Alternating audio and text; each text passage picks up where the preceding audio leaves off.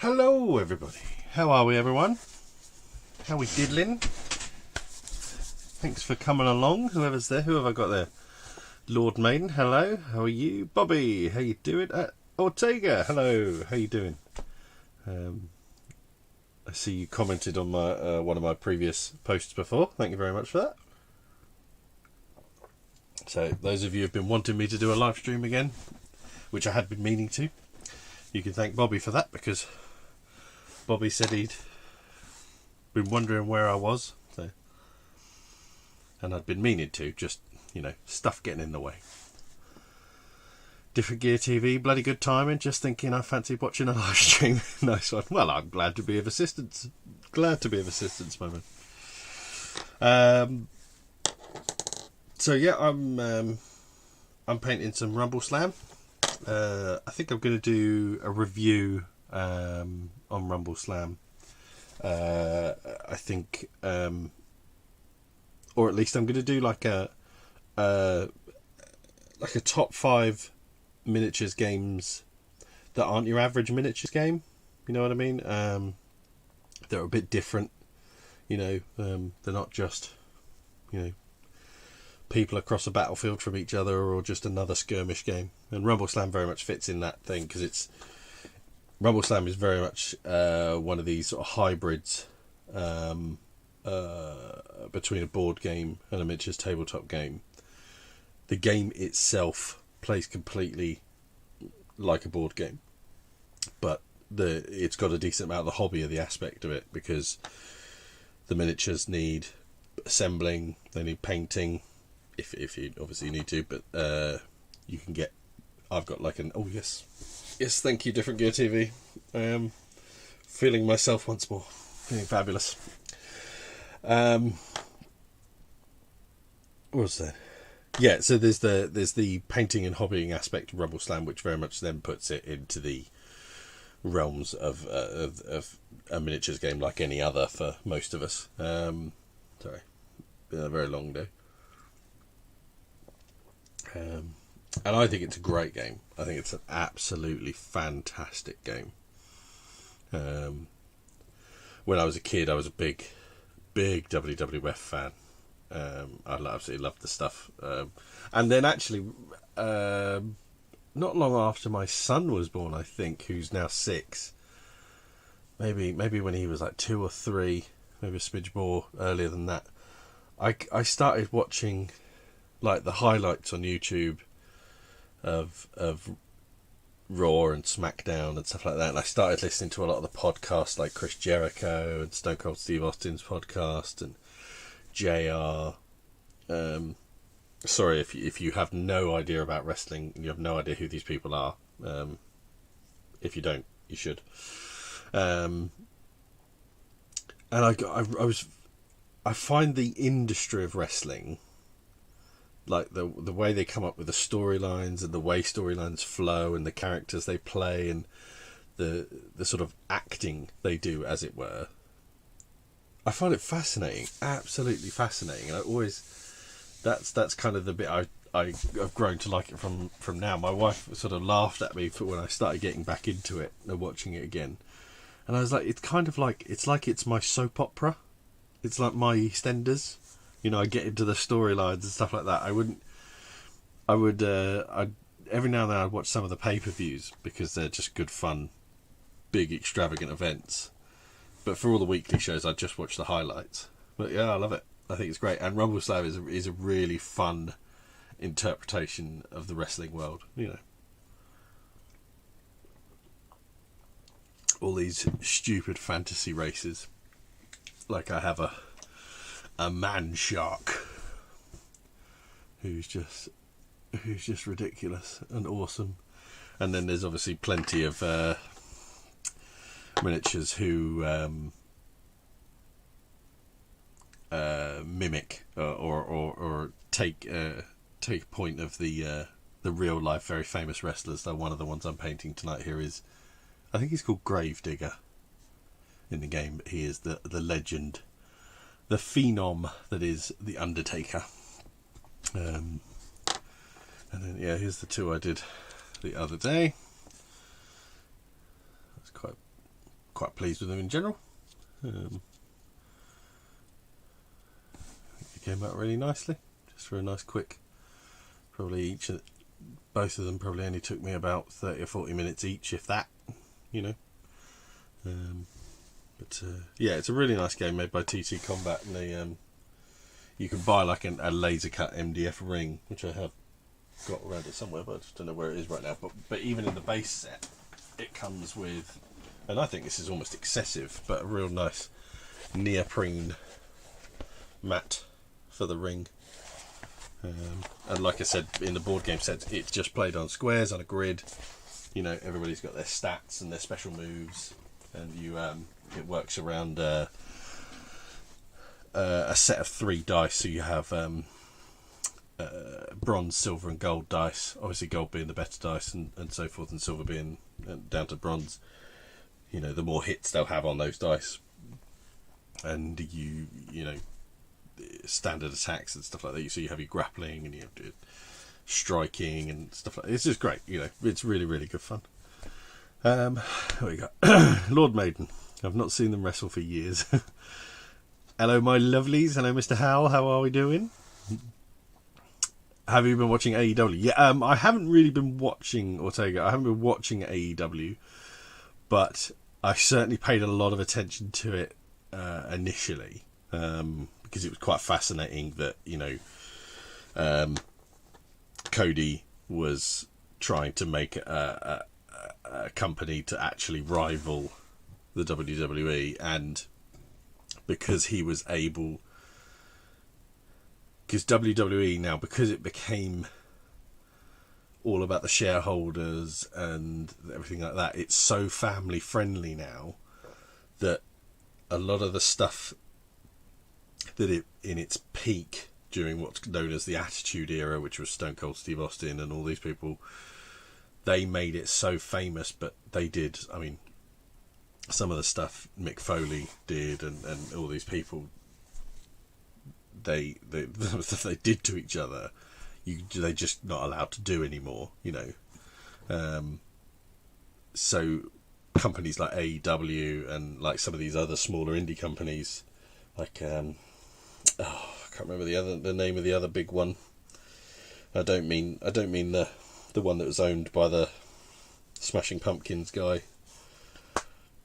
I can't remember the big indie wrestling company, but they could do all this stuff that, you know, everybody used to love. You know, all the blood and the chair smashes and the craziness. You know, whereas WWE has to be so family friendly now, and you know, even if they show an old clip where somebody got colour, as they would say, they got blood on them, they show it in black and white because they can't let the kids see blood. You know, it's crazy.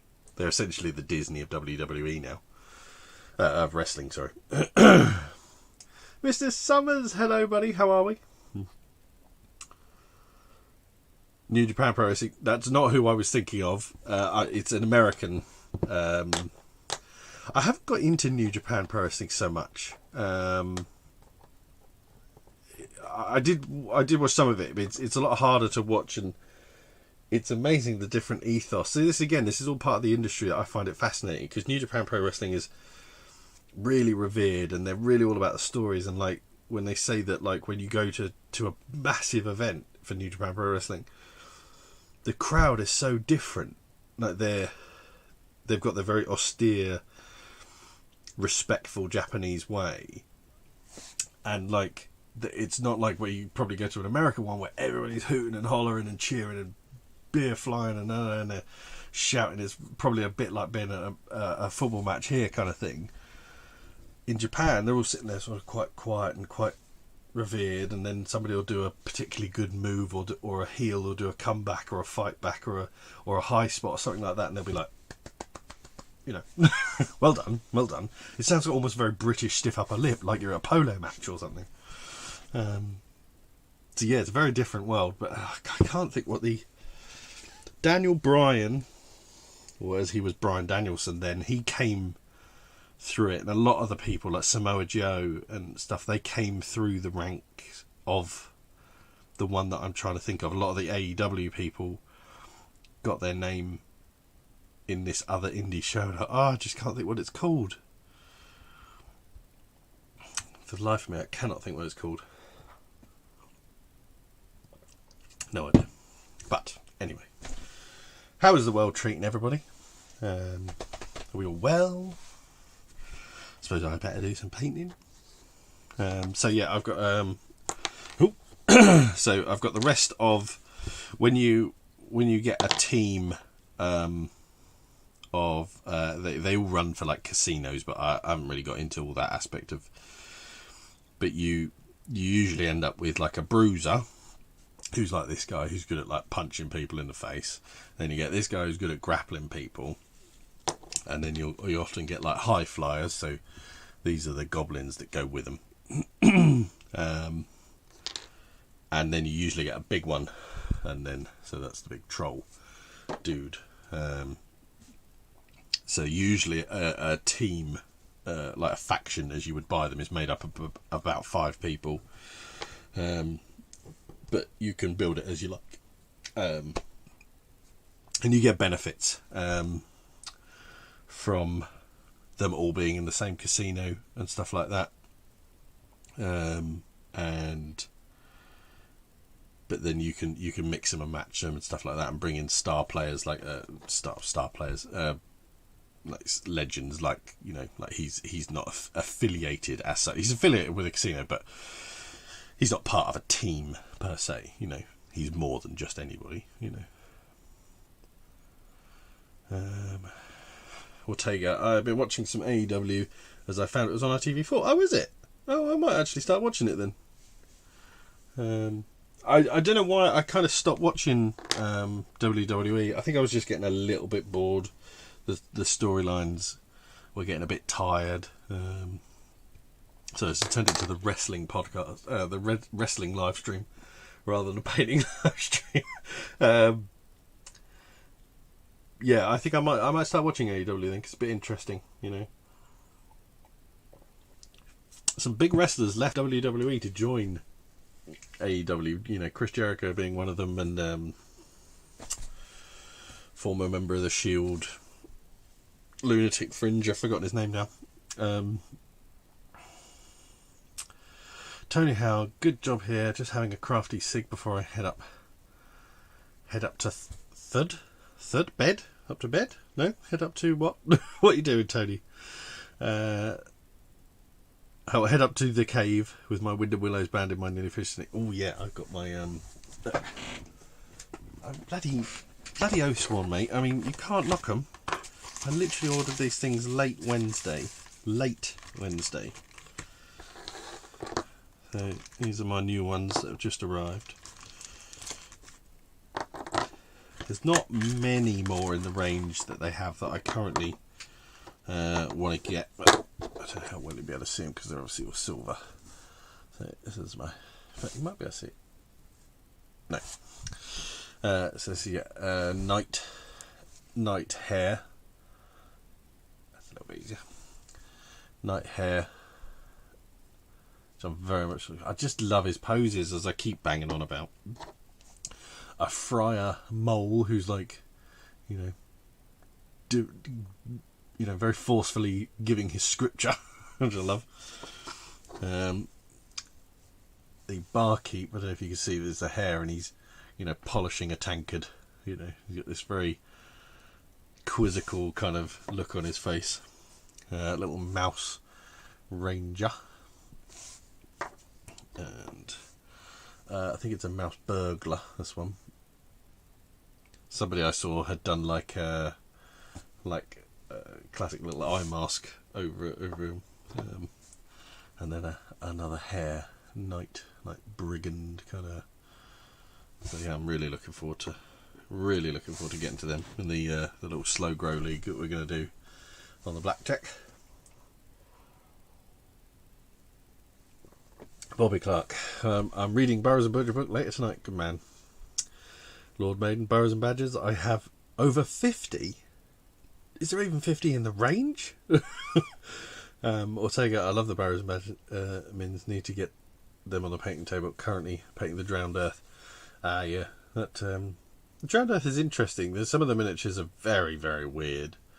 Marco over on the Blackjack Lexicon, I think he posted some some really weird looking sort of dinosaur-y things. I think it's one of those, that Drowned Earth game is, it's almost a game I could really get into, but then it's just got this slightly weird aspect to it that at a glance I don't understand. When I look at it, I'm not entirely sure what it's about. Maybe if I investigate a bit more, it'd make a bit more sense and therefore not seem so weird. But I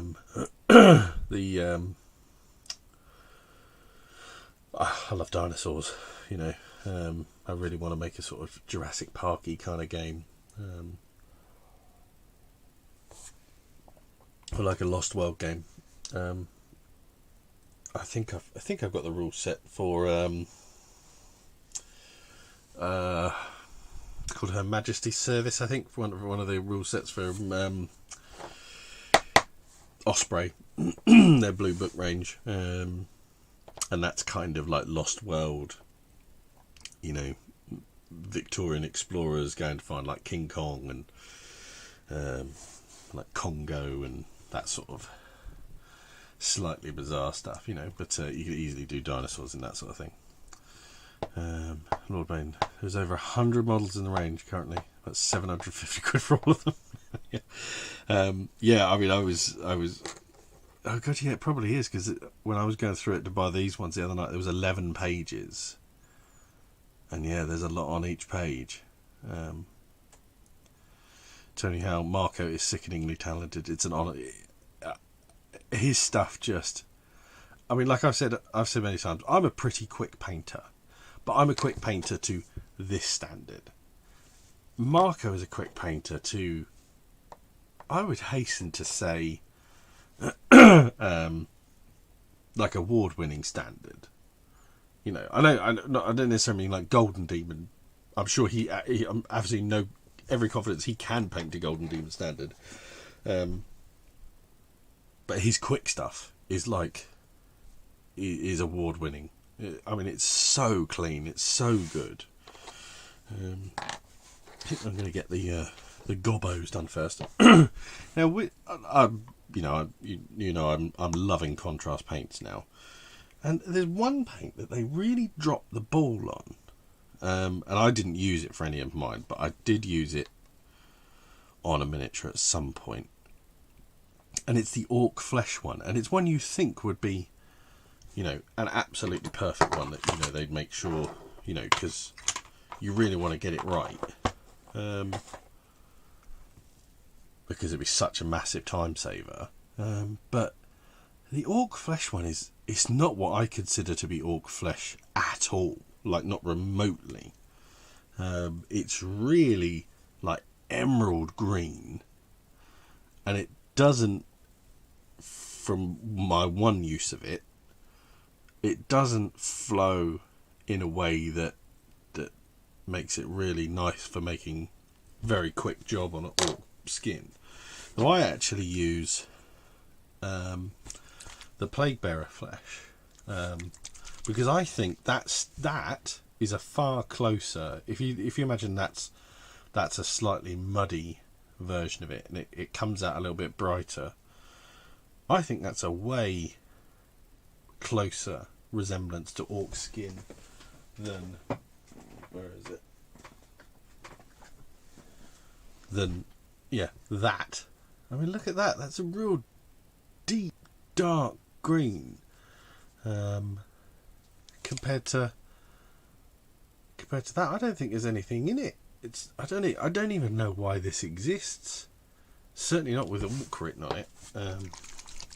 I find this with a little bit of not that with a little bit of the Coelia green shade in places, and then I just highlight it up with a little bit. I do some sort of edge highlighting with some a yellow green, which is just a real nice on the edge, just to pick out what you can see.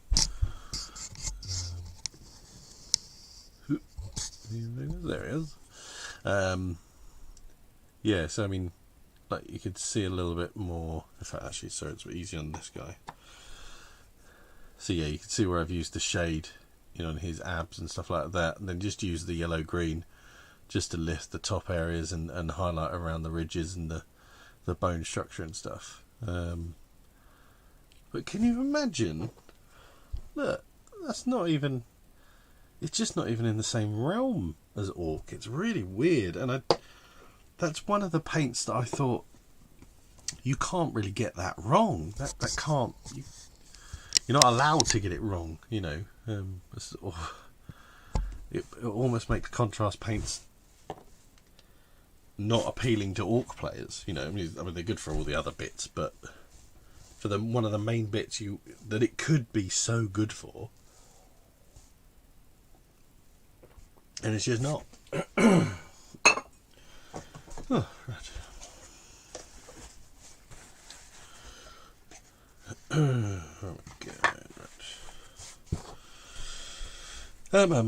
Right, yeah, gobbo. Oh, so what's everyone been up to? Has anybody played a game yet? You know, now it's... I'm tempted to ask Mr. Summers if he's still in the chat, if he fancies coming over for a game at some point.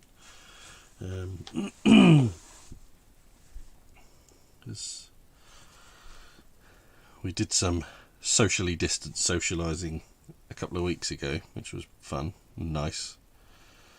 Have I got that?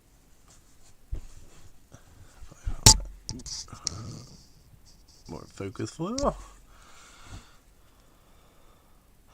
What was I saying? Yeah, my friend Summers, who is or was in the chat briefly,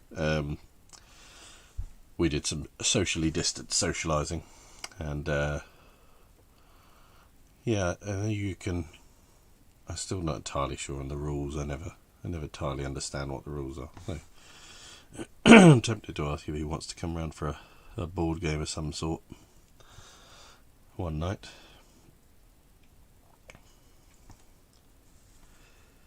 So yeah, has anybody out there been playing anything? Oh, Tony L. Message retracted. One of the most intriguing 2 words you could ever see. Is at the moment he said, you know, you're a bit of a knobhead, Luke. And then thought, that's harsh, bless him. And just took it away. What do we say? Tony Howe, just migrating my stuff up to the cave now, including my new box of green and homemade tree armatures. Yeah, I've got to do some tree armatures soon. I've got to do some very weird trees as well, because I'm going to do some Endor massive trees for Legion, for me and Steve to play amongst. And I'm going to do them all sorts of different sizes, from, like, some of them will be essentially like Pringles tubes size to and I'm only going to do essentially the base of the trunk. It's not actually going to have any tree on it, and parts of it will have the sort of bottom sections of Ewok dwellings. Now I may be making some people cringe here because I'm not using a painting handle, and obviously they're not even on a base, and that's one of the things is they come with clear bases, which is very nice in the game, and it does make it a slight pain in the butt because I really cannot be bothered to glue them onto a base just to hold them to then take them off a base.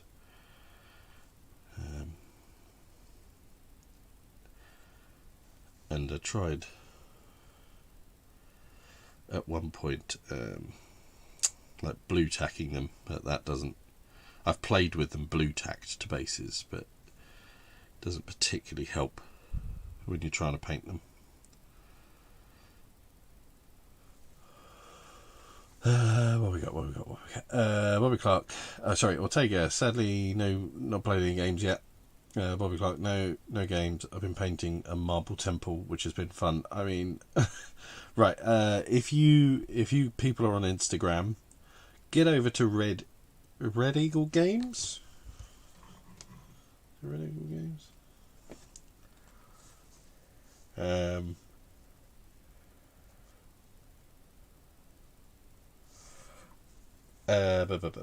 are we? Where's Instagram gone? Where's Instagram? Is it Red? Sorry, it'll be Red Eagle Studios, won't it, Bobby? Red Eagle Studios? Red Eagle Studio. there's some Bobby stuff. So yeah, Red Eagle Studio, all one word. Please, even if you don't have an Instagram account, get yourself, just sign up just to go and look at Bobby's stuff, because oh Lord, Mother and Mary of Jesus, it is unbelievable. It's just, I mean, the fact that Bobby is part of the reason that this live streaming is happening tonight, because he said, you know, how come you haven't done a live stream for a bit? The fact that somebody in Bobby's talent wants to watch me paint is redonkulous in my mind. Absolutely redonkulous. I'm not sure what on earth you get out of it, but I thank you for it. Tony Howell agreed on the contrast. I didn't get on with them, so donated mine to Andy, but agreed that the Orc one didn't work. I mean, as a general, don't get me wrong, Tony, I love contrast paints. There's a few that are just really duff and just aren't. Maybe I'm missing something. Maybe I got a duff pot of the Orc flesh. I'm not sure. Maybe it just needs a bit more contrast medium in it. Maybe it can be made to work, but just looking at the colour of it, it doesn't look right to me. Lord Maiden, I haven't yet, but saw my best friend for the first time since this started last week, and I've missed him a lot. Well, as I said, I did that sort of socially distanced socialising with my friend, and there was another friend there, and it was, you know, I'm not one to generally talk about mental health, because I'm very lucky in that my mental health is usually pretty on point and up to speed, but it did a lot for my mental health. I'm absolutely an extrovert. I'm a very social person, and it made me drastically realise how much I'd missed my friends. You know, it was so nice to spend that much time with them. It was fantastic, and I felt so fabulous afterwards, and I was like a kid before Christmas leading up to it. It was great. It did me the absolute world of good. Bobby Clark, I found my Krag blue contrast paint, had a naff result too. Get good results from many others. Yeah, the Ultramarines blue, I've heard a lot of people say isn't very good, but a lot of people say the Blood Angels red is really good. And it is. I just don't think it's that Blood Angel. It works very nicely. But like, I used Blood Angels red on these guys, but they've been highlighted now. But I don't know, I don't think that's very... I think it's too dark for Blood Angels, the Blood Angels red. But maybe that's the way Blood Angels look a bit more nowadays, whereas back in the day, when I were a lad, when I were a young man, they were a lot more red, vivid. So anyhow, last one, I've just hit send too soon. No knobs were harmed in the retraction of this post. Yeah, Bobby said about Red Eagle Studio. Yeah, I mean, just please go and have a look. Bobby Clark, you're a good motivator. I find it very interesting to see you hobby and find your take on things. Well, thank you very much. Right. Now, these are all part of the same group, and what I was thinking of essentially doing was, like, this guy's got a full red singlet, and then this guy I did this nice red and alternate red and grey, and I was thinking of essentially doing one of these dudes in red and one of these dudes in grey, and then they'll have nice cohesion, is that the right thing? Yeah. And in fact, they've got some little like wraps on them and stuff like that, so I could probably do the opposites of those, red and grey, and then he's got a skull cap, so I could do that. Yeah, that's what I'll do. I watched my girlfriend, Bobby Clark, I watched my girlfriend design and paint 8 stained glass windows for the temple walls today. It was good to finally critique her work. Ortega, I want to thank you for recommending the Gulliman Flesh. It's a bit of a game changer. It is it's one and done. There's not many of the there's a few of the contrast paints that can or even definitely are one and done, and I think for at least the standard I would like to do, as in like a tabletop standard, Andy Blackjack, Golem of Flesh is one and done. I don't need to muck about with that afterwards. It's just so perfect. That might be a bit too chunky a brush for these little fellers.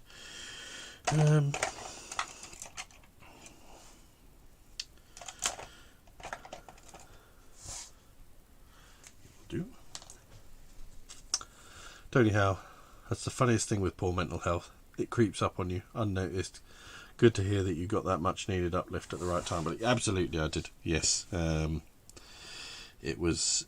It was just valuable, very valuable to me. And my friend who Matthew's just had his second daughter. It was great to meet her. Obviously, we couldn't have a cuddle. I'll get my cuddle eventually one day, but it was so nice to see them and see his other half, George, you know, who's a parent now for her first time. Just amazing to see, exactly as I expected she would be. What a natural mum she is, just, you know, unflappable, unfazable. It was just so good. It was good for the kids as well. You know, it was just good for everybody. Not even remotely holding that on camera. It's not even remotely in focus, though, is it? This is a camera I want to solve. I want to make it so it's always more zoomed in. But I shall, when a bit more of my Dice Tower money comes in, I shall invest in a better camera for this bit, and then this camera, which is nicer, can replace this camera. In fact, I might even have a 3-camera setup for whatever reason that would even be worth having.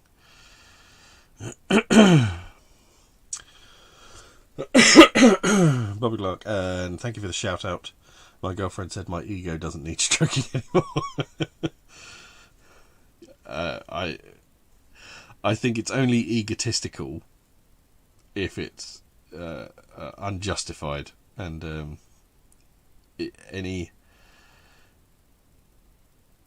sometimes arrogance is justified, and you have every right to be arrogant. In fact, that weekend that I was on socialising, Summers was there, and he said about, like, oh god, that guy was in your chat and he's painted 9,000 points of Marines, and I was like, I brought your Instagram up. I said, yeah, but look how he bloody painted them. Look at it. It's ridiculous. We were all just dribbling over it. Absolutely unreal.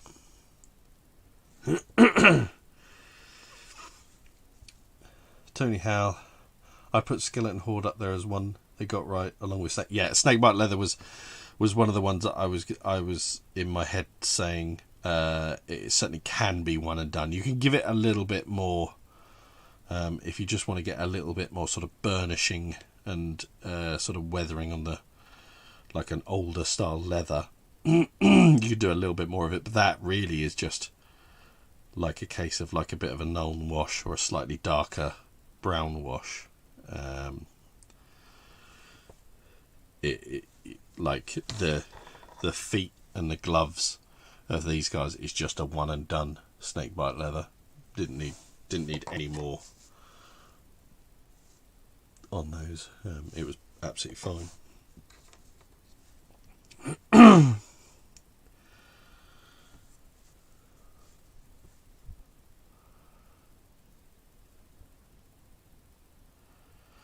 These little high-flying goblins, though, they are tiny little beggars.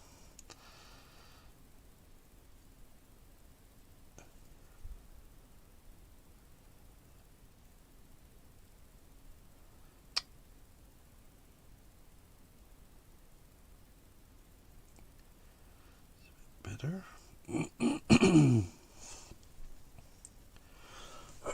Sorry, got a bit of a tickly cough today. But yeah, I mean, have a look at TTCombat for their for the range of this stuff. It's really, really good, and a pleasingly inexpensive game as well. Yeah, it's really good fun. I think it's one of the few games I demoed at the UK Games Expo. I think I demoed it kind of, I think, knowing I was going to buy it. But I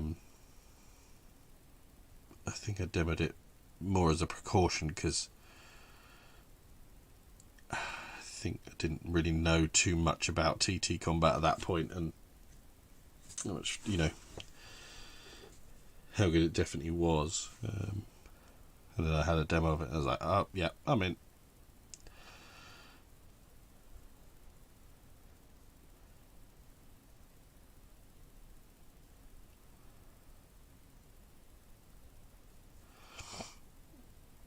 It's a nice easy game to teach as well. I've taught it to 2 or 3 of my friends and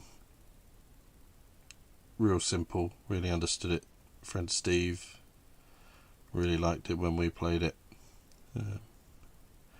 And you get really I've always said I love games with cinematic moments, and you absolutely get them in this game. It's just full of those moments where you just like, you tell the story kind of thing, and we had a few in the game that I taught him it. And yeah, it was great, just awesome. Lord Maiden, it sounds like I need to try contrast paints again.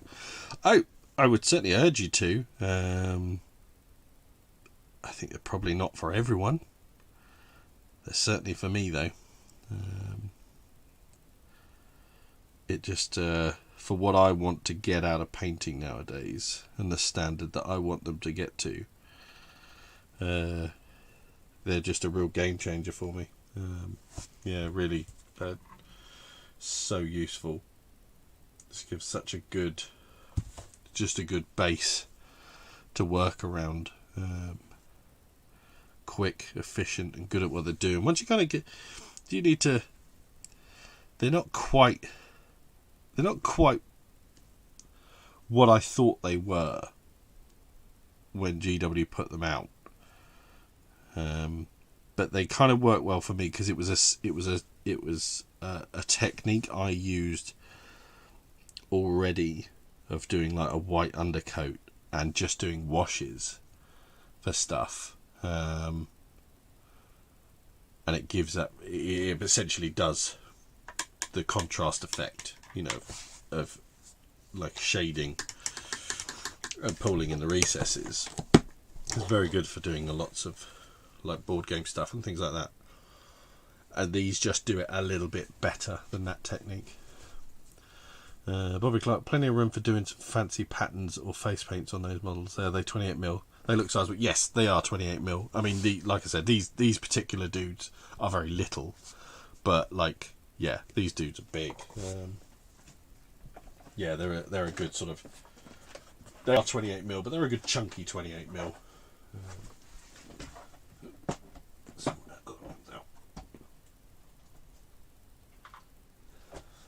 I'm repainting all these, but yeah, this is the ogre that goes with the humans. Like, that gives you a good idea. He's a pretty big dude.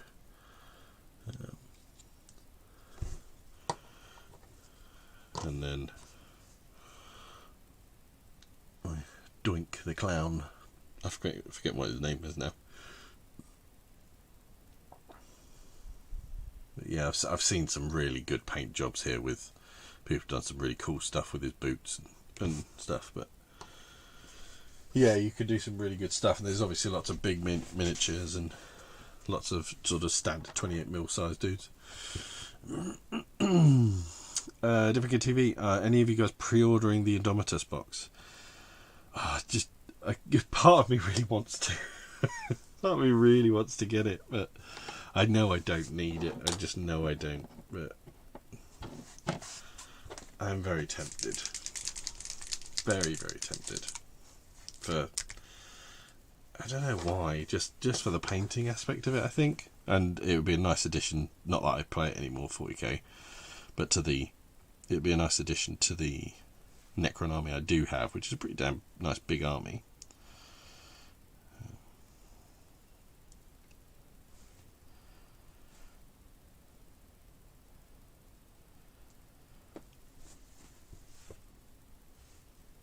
This is the Basilicum Grey. Should do alright on his big long overcoat. I might do 2 coats on it just to bring it a bit darker. The black would have been, I think, too much.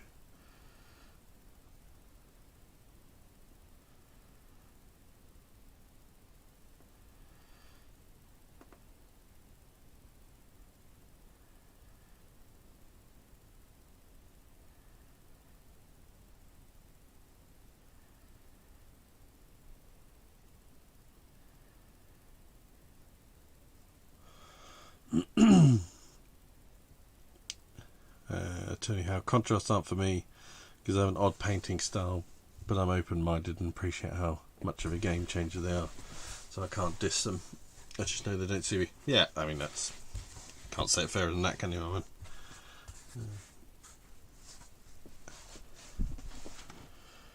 No, I mean, I know Bobby said he does use them. I'm sure you said you use them for something, didn't you, Bobby? Yeah,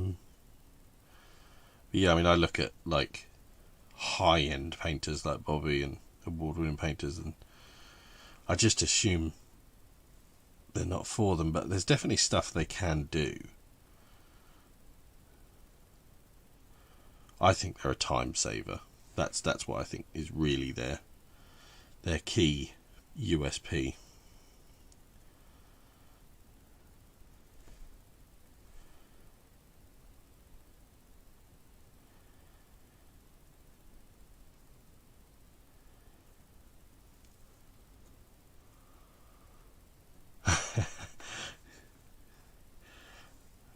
Mate, Iron Man, you're being a shill for the Games Workshop. If you buy one, I'll buy one.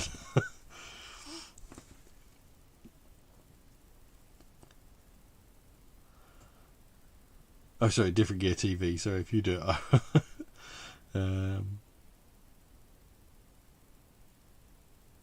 Lord Maiden, I could get it, but not something I'm interested in, to be honest. As in, I take it you mean the Indominus box, yeah?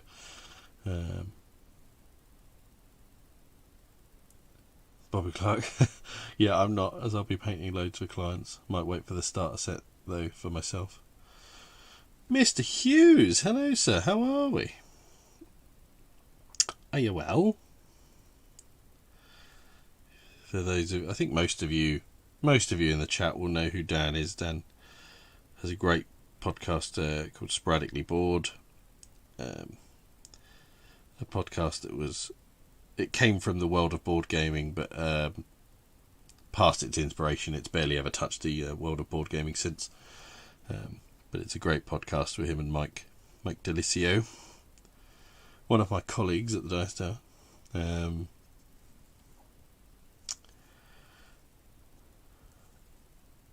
Yeah, if you need a podcast that's like rambling old men on a park bench, that's the podcast for you.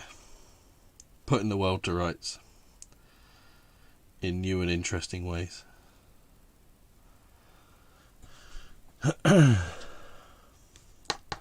We'll take not that much of a fan of army scale games, so it's not for me.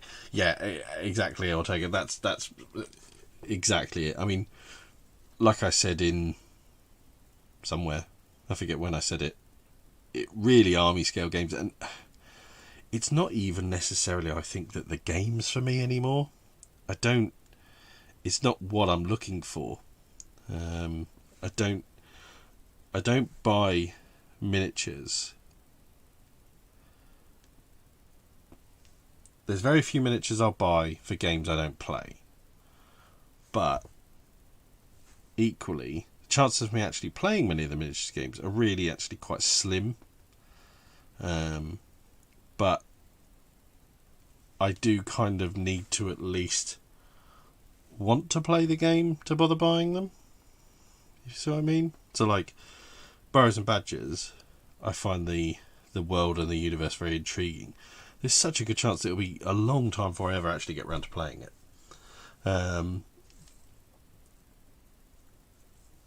But I don't mind. I don't care. I'm just enjoying painting the miniatures, which is fun. You know, that's the side of the hobby. You know, I've kind of, it's like the board games are for my playing, and the miniatures are for my this side of the painting side of the hobby. Bobby Clark, yeah, I use them more as a glaze though. Yeah, that's right. I remember you saying now. My painting style suits multiple layers rather than contrast one coat. Lord Maiden, yeah, I have Warhammer armies, but I don't need the Indomitus box yet. Dan Hughes, board games are for nerds. Yes, they are. Yes, they are. Bloody nerds. Always the nerds. But nerds are cool now. Are nerds still cool, or has that ship sailed again? Yeah, Stranger Things. Yeah, nerds are still cool. Yeah. Tony Howe, grumpy old men. Who mentioned grumpy old men? I'm missing a grumpy old man connection. Tony, do you listen to the Sporadically Bored podcast? If you don't, you should. I think you'd really like it. Oh, you're part. Yeah, you're in the Sporadically Bored group, aren't you? You must listen to it. Yeah.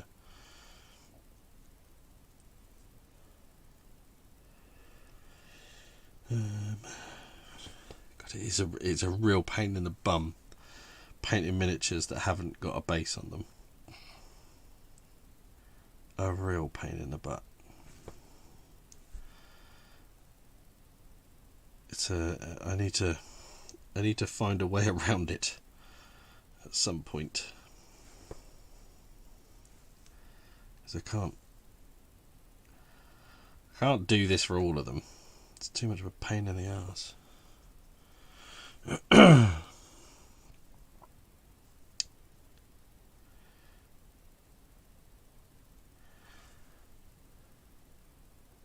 It's the reason I don't use blue tack, Lord Wayne, is because it's not particularly. Try it again.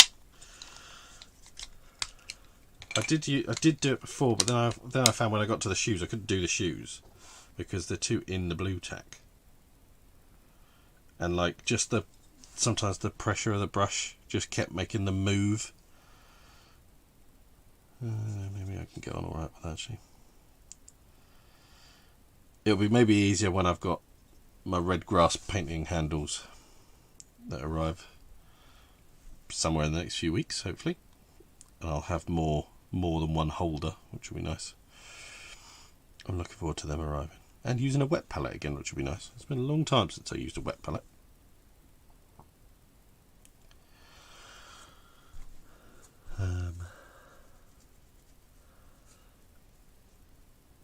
Tony Howe. Oh, I listen to Dan and Mike. Yeah, they're wonderful. A real uplifting listen. Yeah, absolutely. Oh, Bobby Clark, that's actually a pretty good idea.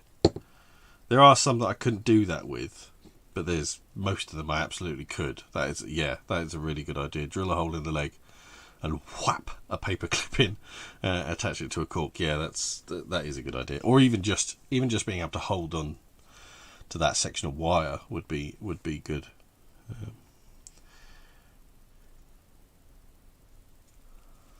Old man, fair enough. Yeah, I use a wet palette. I need to use my red grass handle. I'm really looking forward to arriving. I quite like the GW one.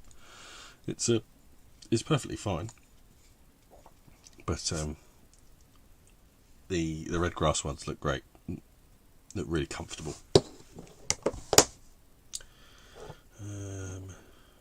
Oh no, I was supposed to be doing the grey on these bad boys.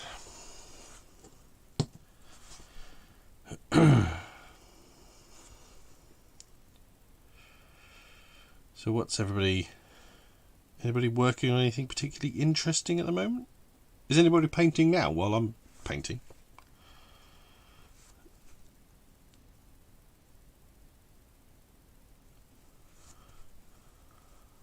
Dan Hughes, yeah, I'm more than happy with my GW handle. Yeah, it is a really good handle, and it was bloody cheap if I remember right. I'm pretty sure it was only like a £5 or £6 or something like that. I just liked when I watched Andy using it, the fact that you can, I kind of made it so you can do it with this, but the fact you can move it as you're using it with the red grass one.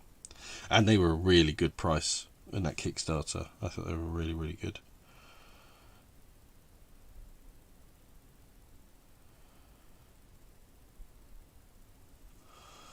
Where are we? Tony how Luke, I decided to put some texture to the rest of my water effects. The still water looked a little wrong, so I'll have to wait for that to dry now. How have you done it? Have you used like gloss Mod Podge over the top to give it just some ripples, or what method have you gone with, Tony?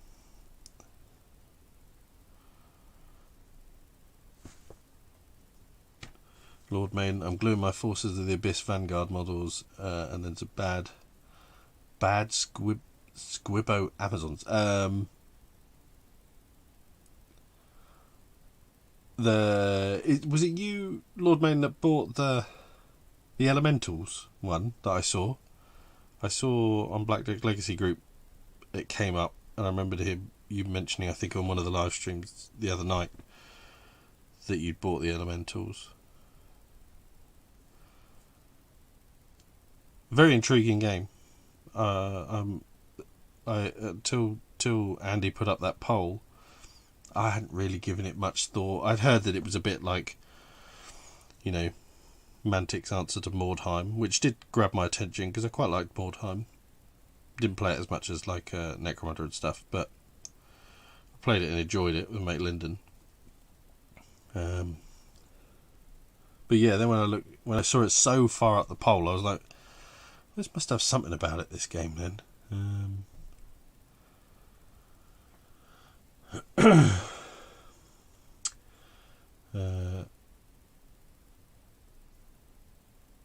What's bad Squibbo Amazons? What are they? What? I have no idea what that is. Bobby Clark, I'm filling some Drukhari vehicles. Filling or filing some Drukhari vehicles currently requires little effort, so I could listen to you as well. We'll take out working on his drowned Earth, yeah. Tony how, yeah, the GW handles are okay. Lord Main, on Monday I bought the Abyssals due to him. The Abyssals, yeah. Yeah, I like the ones that I like the look of is the Abyssals and the Abyssal Dwarves and the I forget what they're essentially the undead, the ones that come in the starter set. I like the look of them as well.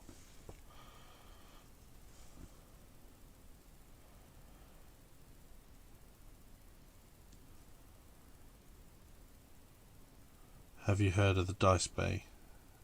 The Dice Bay lady? The Dice Bag lady, Annie. I think I know who you mean. Did she do loads of stuff? I've heard her mentioned, I think, a lot on Beasts of War. And I'm pretty sure I've seen her stand at UK Games Expo, if we're talking about the same lady. Which we probably are, because I don't think there's too many people in the industry who are referred to as the Dice Bag lady.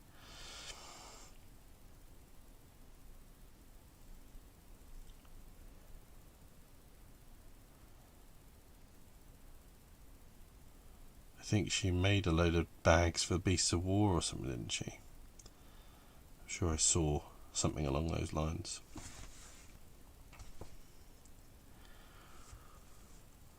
She owns a company called Bad Squirrel, which does some great looking females. Oh, cool. Oh, maybe I have seen some of them. They've got that like kind of pin-up look about some of them. I think I might know what ones you mean. Like, yeah, does some of them look kind of like the women that would have been painted on the side of Lancaster bombers and stuff? That old 40s style artwork. Look, I'll just use Vallejo water effects clear gel. Ah, yeah, okay. Yeah, I do it on and give it a spatula spank to work up some texture. Mixing white paint if you want white water and your gold. Yeah, that sounds good. Yeah, I think we're talking about the same person. Lord Maiden, yeah.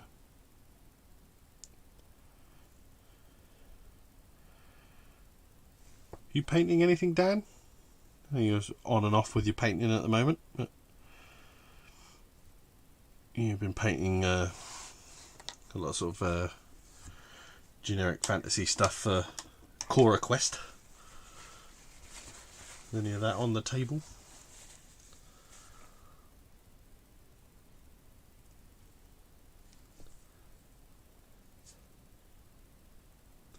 Right, yeah, okay, cool. I get what you mean. Yeah. Bit like the there's the image of the woman who's like curling her bicep. She's got the sort of knotted handkerchief and stuff like that. Yeah, I think I know the stuff you mean. Where am I at? There's flesh on you, young man. Young Undertaker.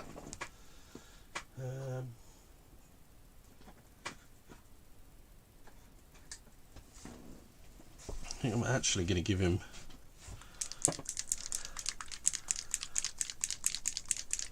not going to use a flesh colour on his flesh because he's dead. I'm going to use Skeleton Horde, but then an Agrex shade. I think he's actually got exposed like rib cage. You probably won't be able to see it yet, but it's got like exposed entrails and rib cage. Pleasantly gruesome.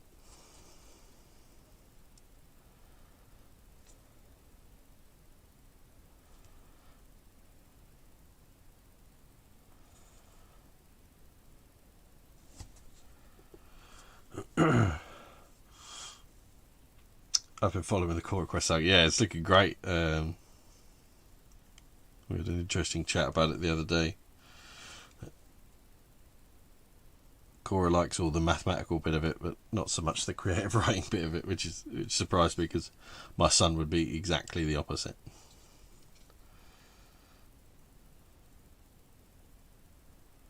And I think Dan's enjoying it quite a bit as well.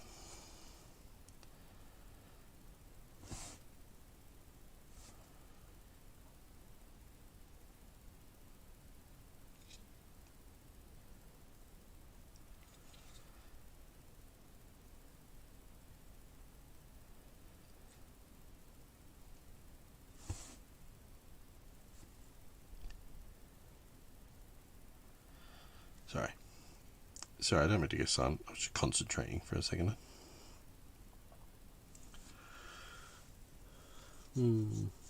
Yeah, that might work.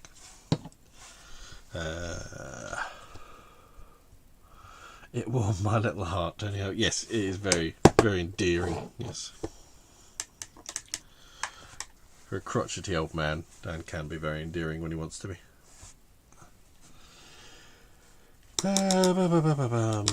What do I want? Where's my snake bite?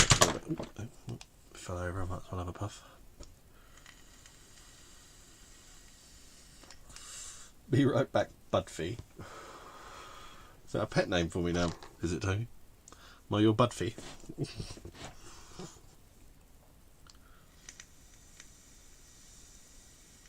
So did I get the impression then nobody in this chat is intending to buy the Indomitus box?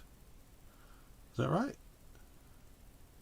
Also, going back to your question, your comment earlier, Bobby, Drukhari, are they essentially what is Dark Eldar now?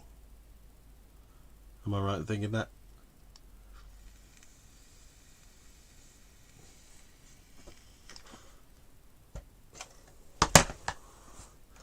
Stand up, that's a stupid thing.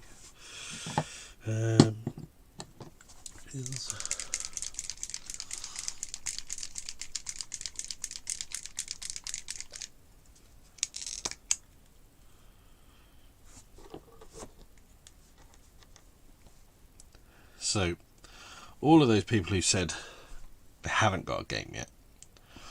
What's the game you want to play when you can play it? What's going to be your first game back? There's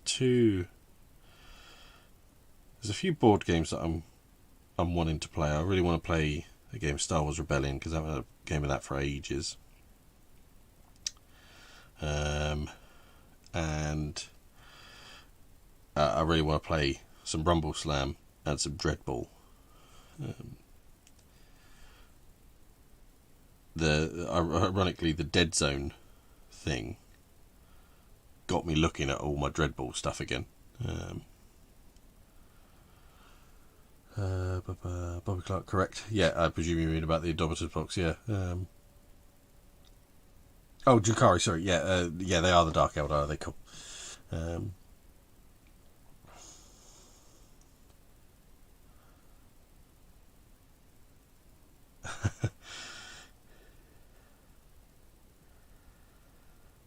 Yeah, Dreadball, Rumbleslam, Star Wars Rebellion. What else do I want to play? Oh, I want to play Black Seas when I get a chance as well. Because I haven't had a chance to play it at all yet. So that's what I really want to try. I need to get a few more of my ships done. This is one of my French fleet. All the rigging done on that one. That's a nice easy one. I've got a lot more to do, but I've got loads. I've got almost all of them painted. I just need to do the masts and the rigging on most of them, and also assemble my flagship, the Lorient. Then I shall take my fleet to war. I think I've got a stupid massive bit that I should have clipped off on there. What earth? I think I thought it was like a ribbon thing. It's a massive, stupid, huge bit of flashing. Earth, did I miss that?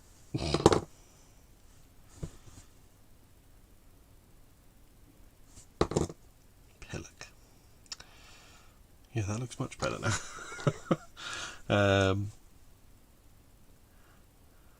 To risk sounding repetitive, the Drowned Earth have yet to play it all. I'll take it. Yep, that's cool. Hey, yeah. I haven't watched Andy's review on it actually, so I still don't really know how it plays. But, I should watch it.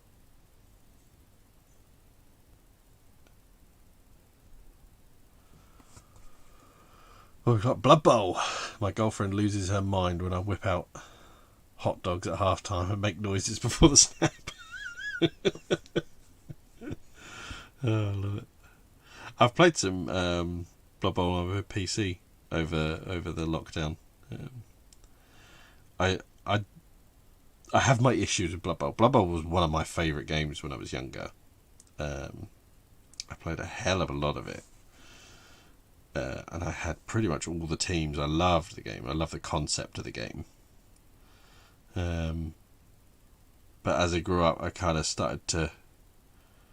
It frustrates me too much. I used to call it flawed and a bad system, but I don't think that's fair, and I think that's actually showing my ignorance.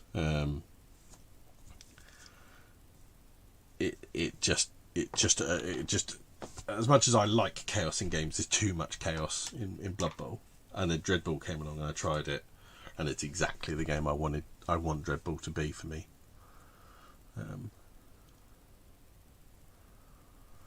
Tony Howe, nah, not fussed about Indomitus. I might pack up the odd Necron that I like the look of for one of my harebrained scenic things. There's some bloody cool looking Necron stuff in that set. Really cool.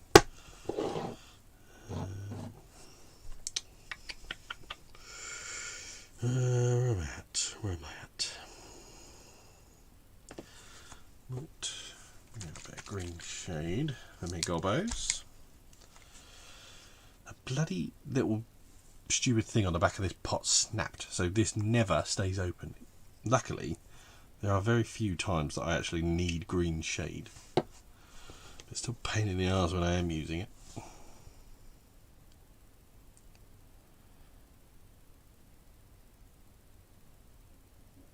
So the shades for GW are bloody good.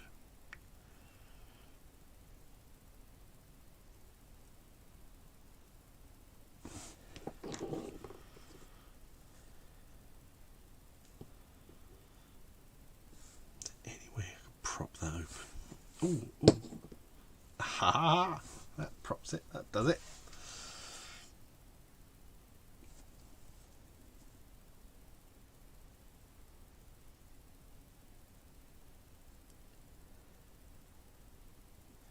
Also, with Blood Bowl, for some reason, I gravitate to some of the hardest teams to play, which probably doesn't help my feelings on the game.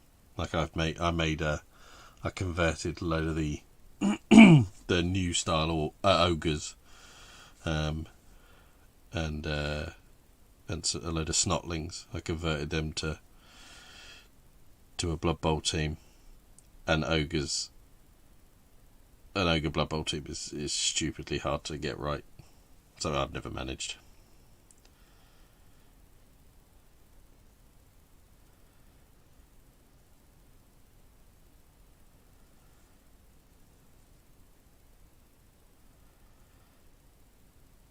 Gone a little bit heavy on the wash with these, but I'll be fine. I'll bring it back with some highlighting.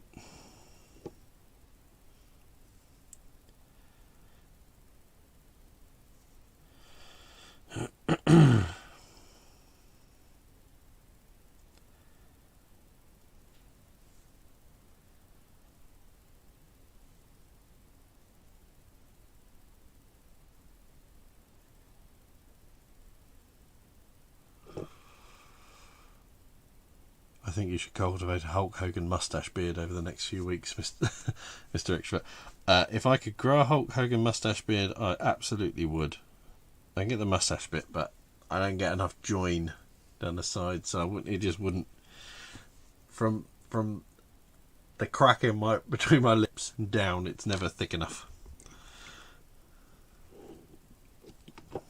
Oh, the bloody lids! Stay there. Stay open, stupid thing.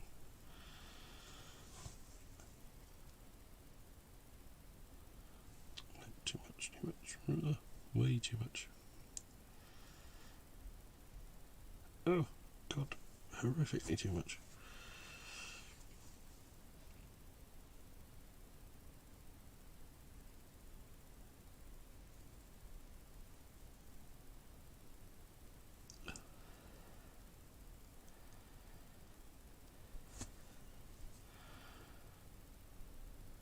There is a Hulk Hogan character in this. He's an orc, and he's called I think it's just called Hogan. I think I'm forgetting now. But if you're a wrestling fan and you see the miniature, you know exactly who he's parodying.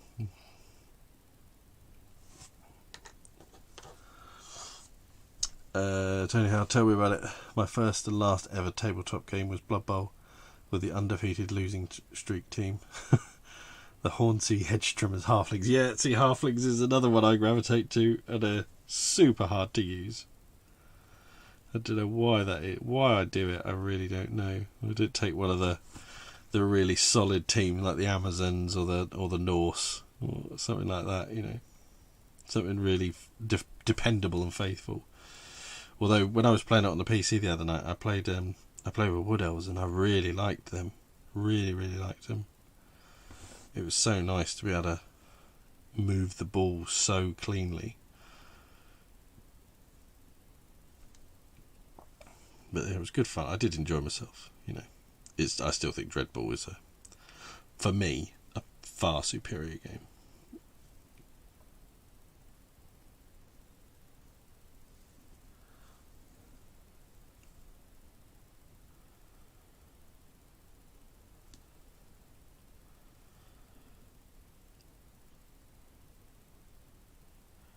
Not sure how late I'll be going tonight because I'm extremely tired. Thanks to my lovely children waking me up at stupid o'clock and having a terrible night's sleep as well. But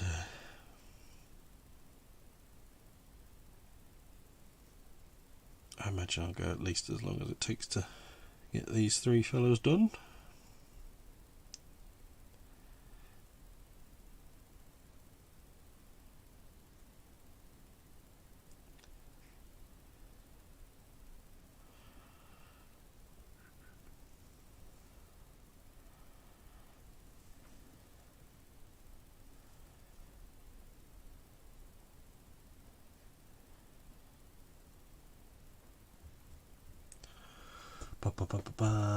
Bobby Clark. Are there any cool wrestling moves or random shiz in the game? Going with such a large board area, I see people being thrown about. But yeah, so the way the game works is, if you know, might not in a sense, but it works on a Raw Rumble sense. So you're not actually trying to pin anybody. Although I believe they have brought that into the game in an expansion, I believe, or something like that. So what you're trying to do is like a Royal Rumble thing where you're trying to eliminate people over the top, over 6 turns, I think it is. And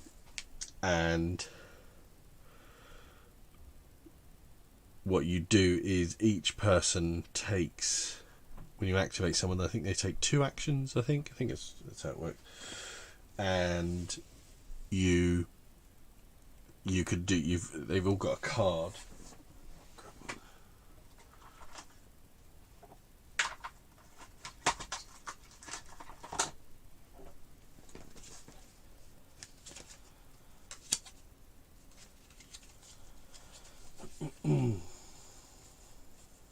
Yeah, so his Gravedigger. So this is his card. All right.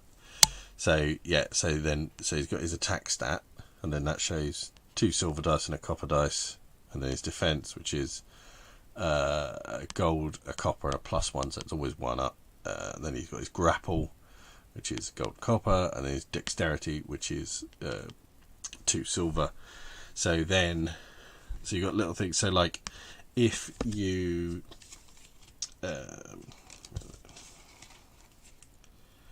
if you did a brawl or an attack, so you'd use his attack stat against the opponent's defense, and then depending on how much you beat that by or got beaten by, because obviously they can potentially hurt you as much as you hurt them.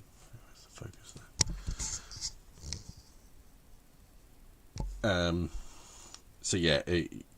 So then you do damage, and then this is like your health here.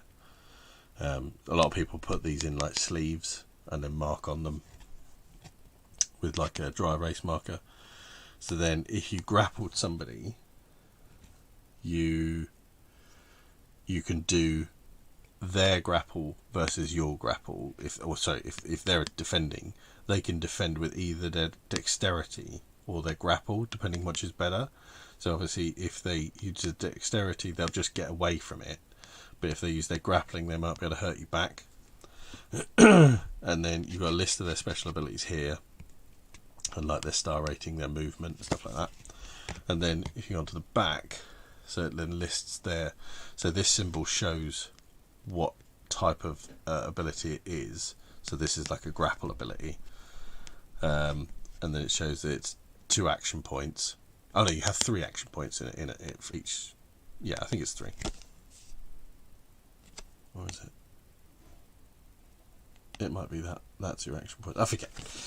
You have a certain amount of action points. So then, yeah, that shows how many action points it costs to do it. Then it gives a reference to what dice you use. And then it might have, sometimes it'll have special rules underneath. Like, which one is it? This one, Death from Above, which is a rope. So if you're up on the turnbuckle, this attack has your choice of -2 action points special rule, and then -2 movement point special rule. So you can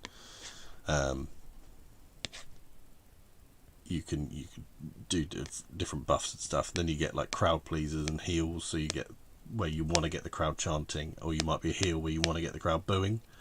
And then you got like off the ropes, so that's like, if you can see that, 3 ropes on the symbol. So that's when you do, if you're ever by the ropes, you can bounce off the ropes. So you have X amount of movement, but if you bounce off the ropes, you always move 5 in. So you can like combination that to get yourself around the ring. And then obviously if you jump, jumps have range as to how far you can jump off the turnbuckles. But obviously if you're on the turnbuckle, it's like an action to get up on the turnbuckle and stuff, and it's dangerous. So yeah, they've all got their cool special abilities.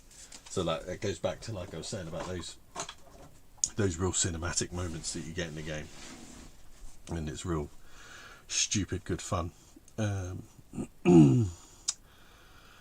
I'll take it. Have you tried Guild Ball? Yeah, I have tried Guild Ball, and that was a game that I thought, oh, I'm going to really, really like Guild Ball. I really like the miniatures and stuff like that.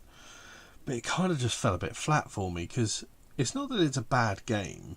It's just that when I play a sports game, I want the sport that you're playing to be the focus. And I just felt in Guild Ball, it was like a small scale arena combat game that happened to have a ball bouncing around. It felt more like it was like gladiators fighting in a pit than it did about the ball. You know, a lot of the games I saw played, it ended up more the person just kicking 7 shades out of each team. The 2 teams kicking 7 shades out of each other than playing the game to score the points. And I'm sure as you got better at it and stuff, that's probably less the case, you know, and a decent player can use that. But yeah, it's a shame, because I thought that'd be a really good game. Tell you how, Luke, was you around when I painted up my Blood Bowl lot? If not, I'll grab some shots for your Facebook group. They were just a bit of a... No, I don't remember ever seeing them, Tony. Definitely chuck them up on there, mate, because I loves to see pictures of other people's stuff. You know, in the Facebook group, please do post your stuff. I really want to see more of that, you know.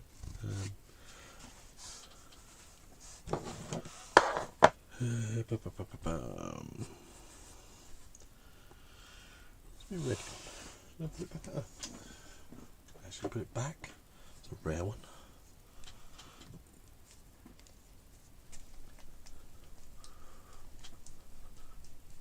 Yeah, Bobby, you should post more of your stuff in the Facebook group. I'd love for people to see it, because I talk about it often enough.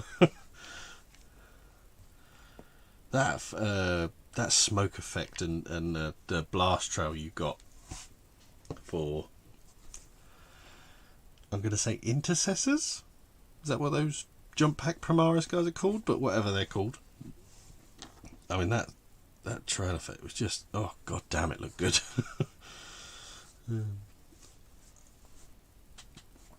Bobby Clark. So high difference in scores could lead to some drastic results. Sounds like spectators could ooh and ah just like a wrestling. Yeah, exactly. Go back to the cards. So yeah, so like, right, so here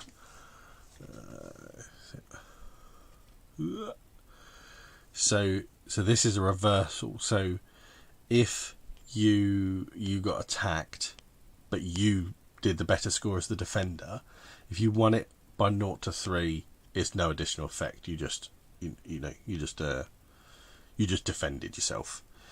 If you get 4 more, then the activation of that opposite player ends immediately, and the activation works literally just a case of you activate one, I activate one, you activate one, I activate one, and then so 5. So activation ended immediately, +1 damage, and then shove 2. So then you shove them back, which might shove them onto the ropes, which then makes them bounce back at you, and then you could do an attack because they bounced off the ropes at you, and it was initiated by you doing it, not them. Then 7, activation ended, attack hits them instead, but with +1 damage. So it actually does their own own attack against them +1 damage. So then, yeah, then the same with plus damage, then crowd pleasing, and then if you beat somebody down, so you really beat them when you attack them, 0 to 3 is again no additional effect. Then you get like +1 damage, +2 damage, +1 damage shove, +2 damage daze, which is basically like essentially it's like it's a counter that you get that you've got to use an action point, I believe, to get rid of. Then you got to knock them down, which means you've got to get back up.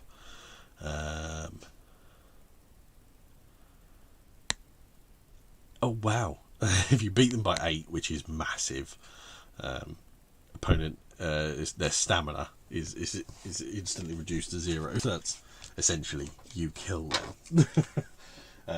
And yeah, what you have to do is because obviously as I said, you've got to throw them over the rope, so you have to knock people down basically, and then lift them up, and then hoss them over.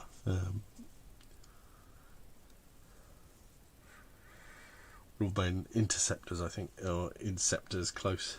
They're funny names. Yeah, they do all have real funny names. Yeah. Right. Yeah. So not. What are intercessors then? Because I'm sure I keep hearing that word used. Intercessors. It's not a word that makes any sense to me. Not that Primaris makes a lot of sense, to be fair.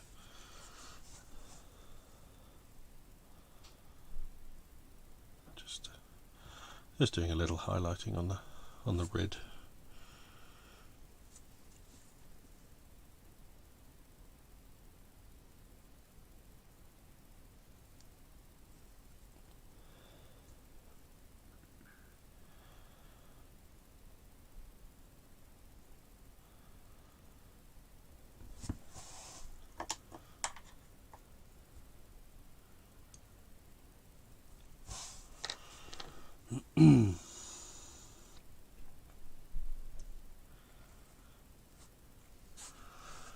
Bobby Clark, I always feel a little awkward posting myself elsewhere. I feel sometimes people see me as a business promoting myself rather than a hobby or sharing my love. Intercessors are the new Primaris troopers, right? Well, Bobby, absolutely do not feel like that is the case in the standard tabletop Facebook group. You have at it, my man, because people need to see your shit. You have free reign to inspire away, sir, because I think your stuff is some of the most inspiring stuff I've ever seen. It's, like I said, it still blows my mind that you do what you do and you want to sit there listening to me. It's like, what?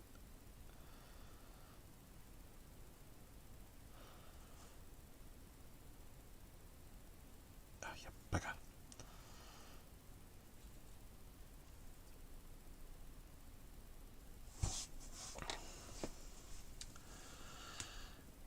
So intercessors and new Primaris troopers, incurers, inceptors, intercessor.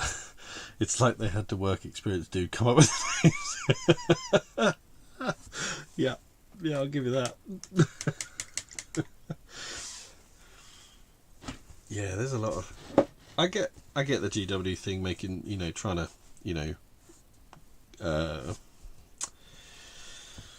protect their assets and stuff like that. I get it, but it doesn't mean I necessarily like the names they come up with. They're bloody weird as far as I'm concerned. Oh, the fun. I'm going to try and do their red eyes.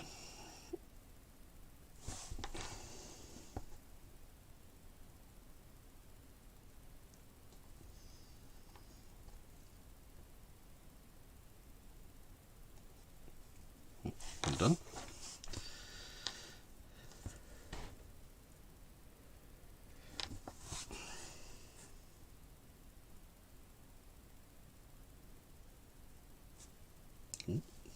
Went nicely.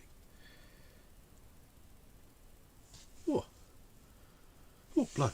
I got away with 4 goblin eyes in a row just fine. That was unexpected.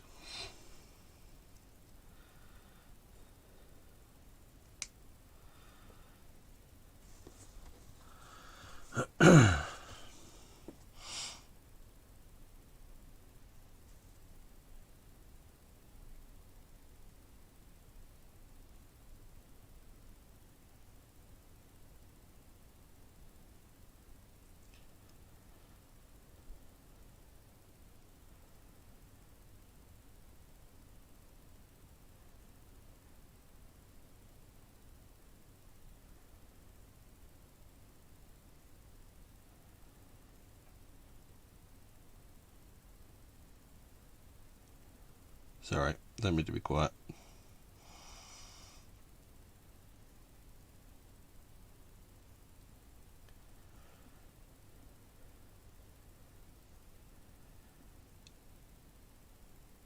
It's quite fiddly little beggars. I have to concentrate, probably the most I've had to concentrate all day. Other than concentrating on controlling my temper with my kids going bloody nuts at each other today.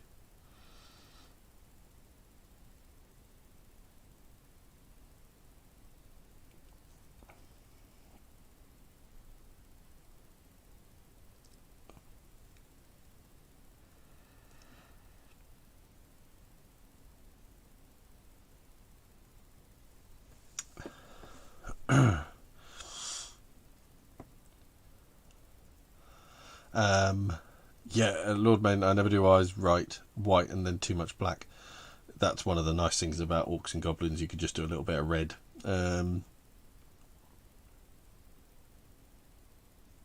Yeah, Bobby, yes, I was holding my breath.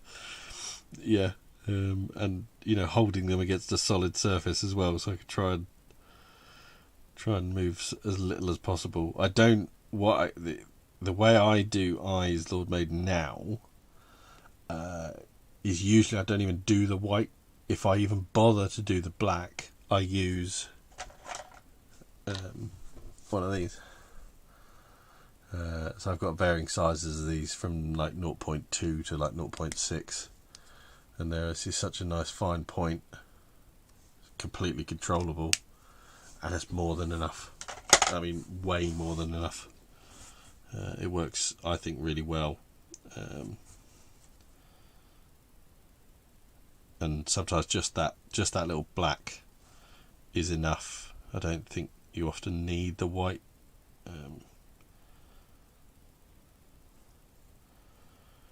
And sometimes, like I said, I won't do them at all.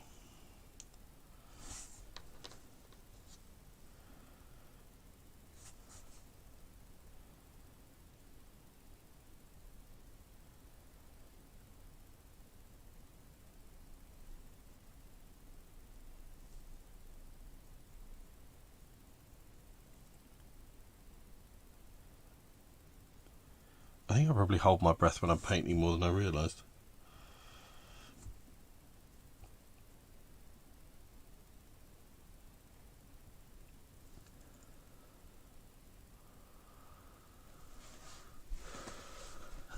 Tony Howard, Bobby Clark, don't worry about it on the Facebook group. You're not selling stuff or anything like that. I feel uncomfortable posting as it feels like attention seeking, but it's just a bit nice. When I post, I am looking for attention. You know, I've started a channel, so I must be some sort of narcissist.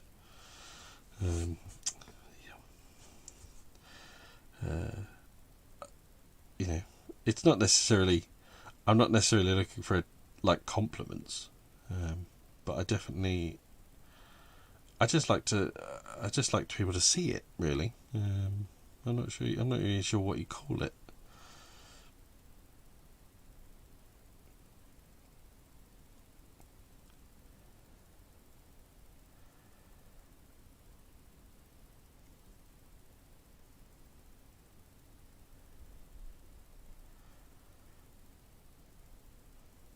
Sometimes I will post with a caveat of, like, I'm genuinely looking for advice on this, you know.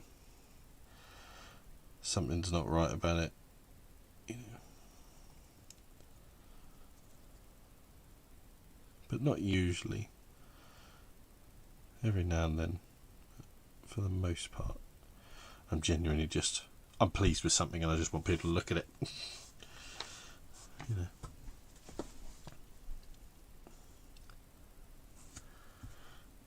Yeah, absolutely, Bobby. You go for it, man. You know, stuff like yours needs to be seen.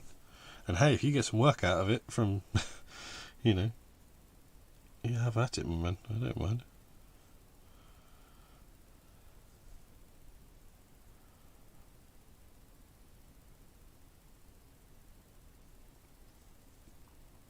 I think in this hobby, self-promotion is something people struggle with if you're in a position in which you would self-promote. And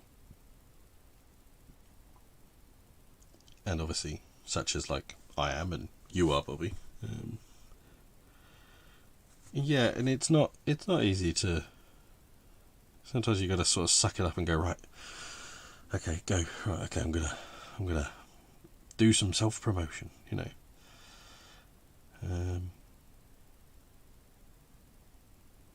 You know, and some places don't like you doing it. You know, like Andy doesn't like people on his group doing self-promotion, and you know, I get it. It's his page, and you know, but my page is at a point where it's really no issue. You know, I think it's one of those things. Also, you know, you could see people who come onto a page, and if they're never chatting about this or engaging in the conversations, and all they do is self-promote, well then yeah, fine, tell them to do one, you know. But when people are engaging in the hobby or their hobby, the discussions and stuff like that, and it's not all about, you know, their posts and whatever their posts might be about, then I don't see the issue with it. And I think if as the owner of a page you don't know who those people are and who they aren't, well then maybe you're not promoting, you're not being inclusive in your page enough.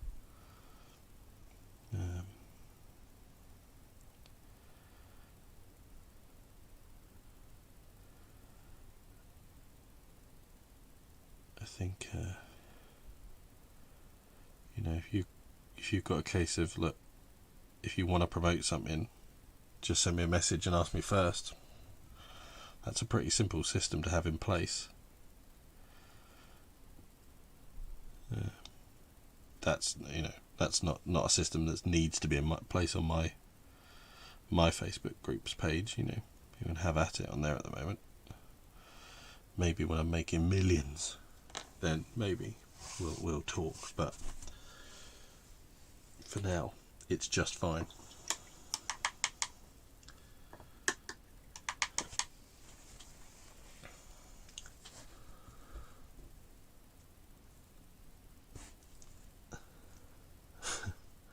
Tony Howe, oh my god, I've just realised that one of my tree men is a lady hiding her modesty with a moss bikini. Well, bloody hell.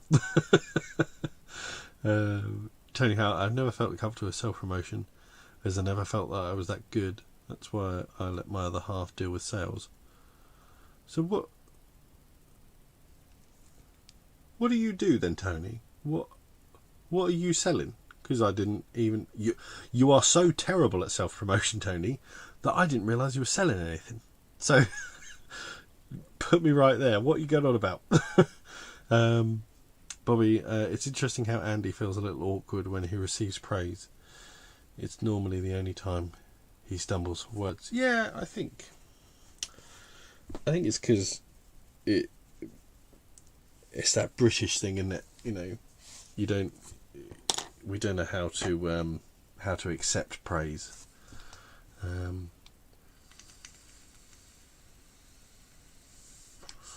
We don't know how to what's the words I'm looking for, you want to be seen taking it modestly and taking it, but also taking it to heart and taking it endearingly, but then you don't want to be over the top and look, you know, it's that classic British, the way British men often are, you know. We're not very good at necessarily showing our emotions and stuff like that, you know. we're very careful and cautious. Nearly completely crushed an ogre. Why is that not standing up? Oh, that's why.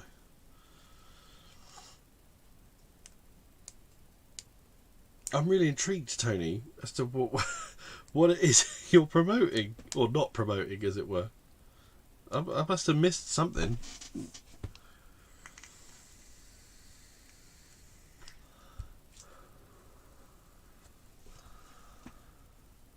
Oh, I see what you mean. Right. So Bobby Clark, maybe it's an introvert curse. I don't know. Either way, I'm going to lap it up now. I've given the green light. It's going to look more like the Red Eagle Studios Facebook group rather than Standard Tabletop. No, well, you have at it, mate. And I'll just tell people that you're my protege and you learnt everything from me. That'll be my pavement. No, I'd like more people to use it. I mean, I know there's only like 68 people or whatever in the group, and it's all early days. But I'd really like people to post more in there. I'm still sort of trying to get my head around Instagram and stuff like that.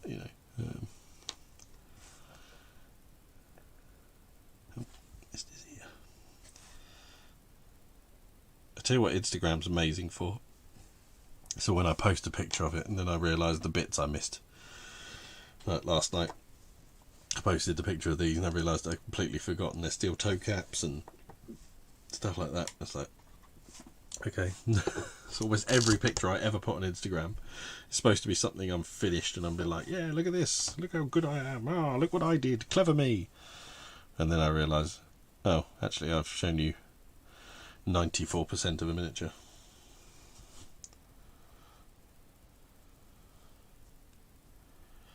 And also, I suppose in some ways, when I post a picture, I actually go against my ethos for what a miniature, because my logic is that the interpretation as I have it of tabletop standard being, that you never look at a miniature much more than 3 feet away, and then I go and post them all on Instagram from 3 inches away. Where you see all the imperfections and stuff like that. Well, you certainly do in mine, not in yours, Bobby. Yeah, so I kind of, like I say, I'm going against all the of what I'm trying to promote. That you never really look at a model that close. Bobby Clark, you fill your boots, my good man. We love seeing your minis and swapping tricks of the trade. Yeah, absolutely. Yeah. And hey, just sometimes it just inspires, and sometimes it's nice to, like I said, me and my friends were talking, and you came up in the discussion, and it was nice to be able to just go, oh yeah, but look at this, look what he did, Oh, that was terrible. Oh, what have I done? Fix that with a wash.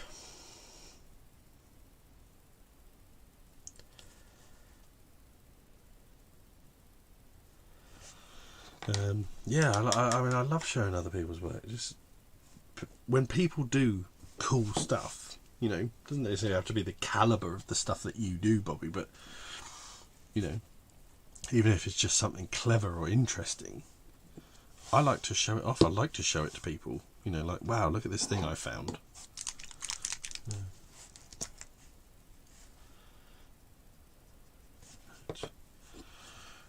Another layer of grey on him now. This is nice and... Yeah, that's more the colour I was after. Not black, but not light grey.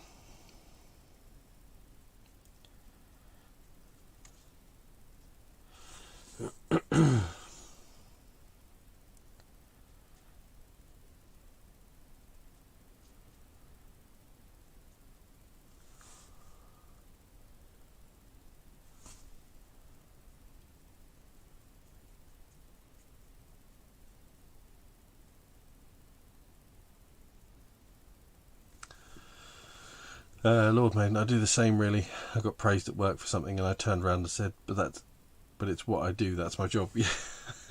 Yeah, and yeah, it is, but there's nothing wrong with, you know, we've all worked with those people who technically you're doing the same job as them, or you're being paid to do the same job as them, and we all know full well they ain't doing the same job, you know. And you know, I've been a manager for many years. Sometimes it's good just to give a bit of praise, you know.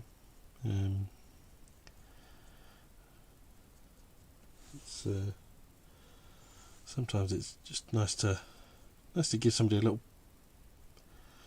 pep talk, a little perk, you know, perk them up a bit. You know, doesn't mean it's disingenuous. Doesn't mean it's not true. It's just sometimes nice to, you know, you appreciate their efforts. You appreciate sometimes consistency is worth praise. You know, sometimes you don't necessarily get praise for doing a good job. You get praise for always doing a good job. You know, because that's not the case for a lot of people sometimes.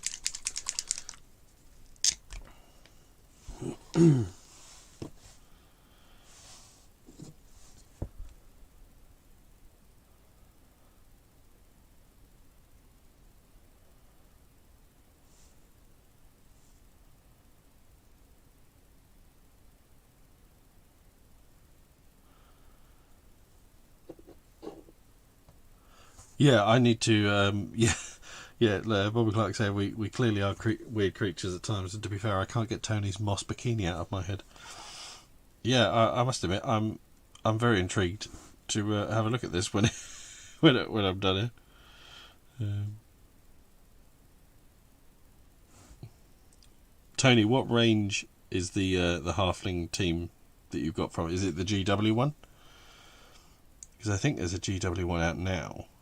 That's like, oh god, it's such a good looking team. Oh man, yeah, we're terrible.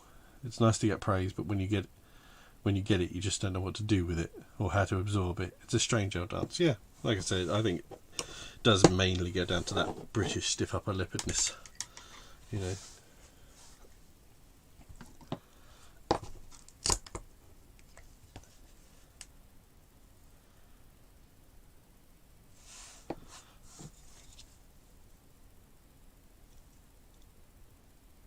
So I'm going to do his gloves and trousers black,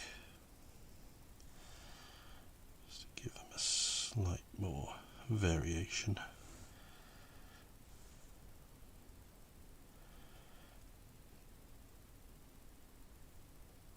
Unfortunately, because of the nature of this model, he's never going to have a lot of colour on him because, well, he's an undertaker.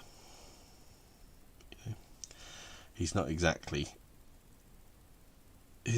looking like he's come fresh from the Pride Parade. You know, he's fairly dour with his dress.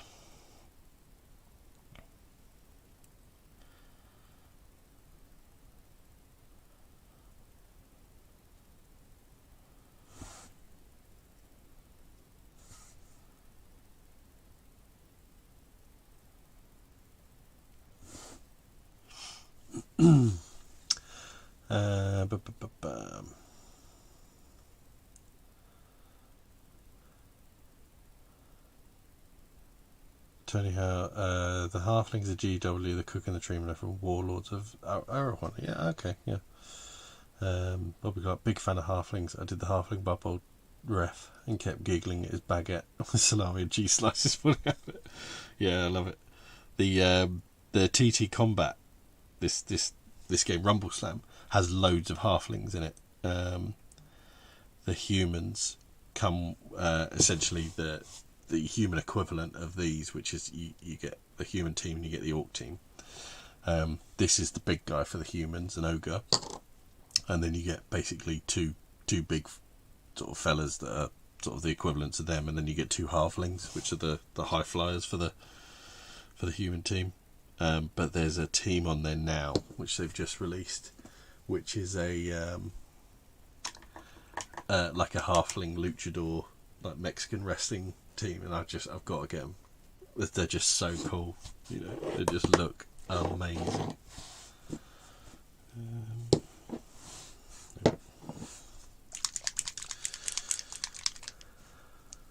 Tony Howe. I'll get close-ups of our poster girl.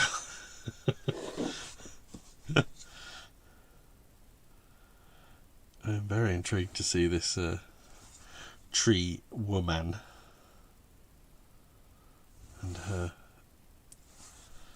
herbivorous bikini.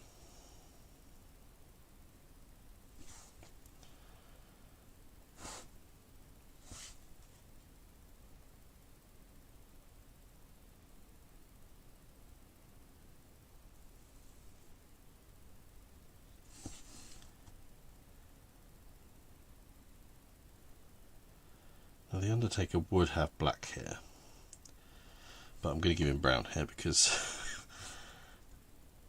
oh, actually he's got black hair now. That's because he dyes it because he's so bloody old. But actually back in the day he did have brown hair, now that I'm thinking about it.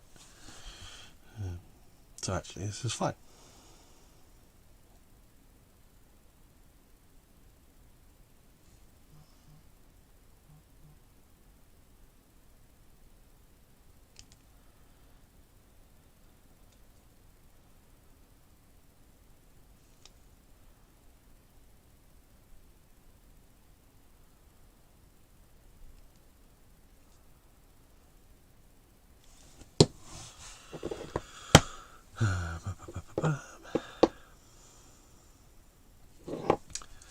Where am I up to? Lord Maiden. Tell me how. Oh yes, it can get very weird. I question it because I always felt at a previous job that if attention went on to me, I did something wrong. I got shouted at for doing what I was told. There you go. That's bad managers for you.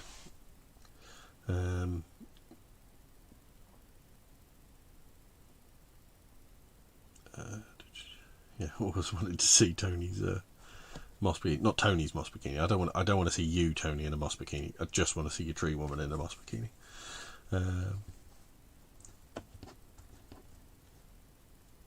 Bobby Clark. Max of 4 players.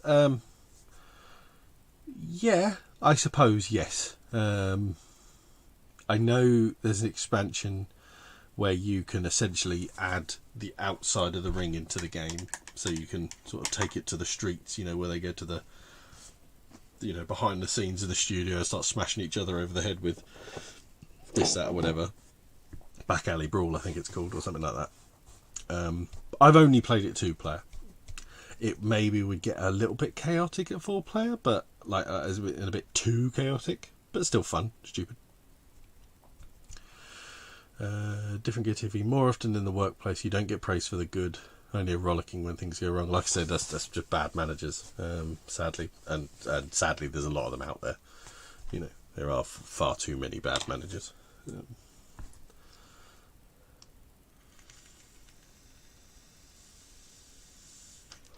My logic as a manager, I'm very glad I'm not a manager anymore. I stepped back from my career because, well, it wasn't the career I wanted anymore, and I realised, you know, I wanted to spend more time with my kids, my wife,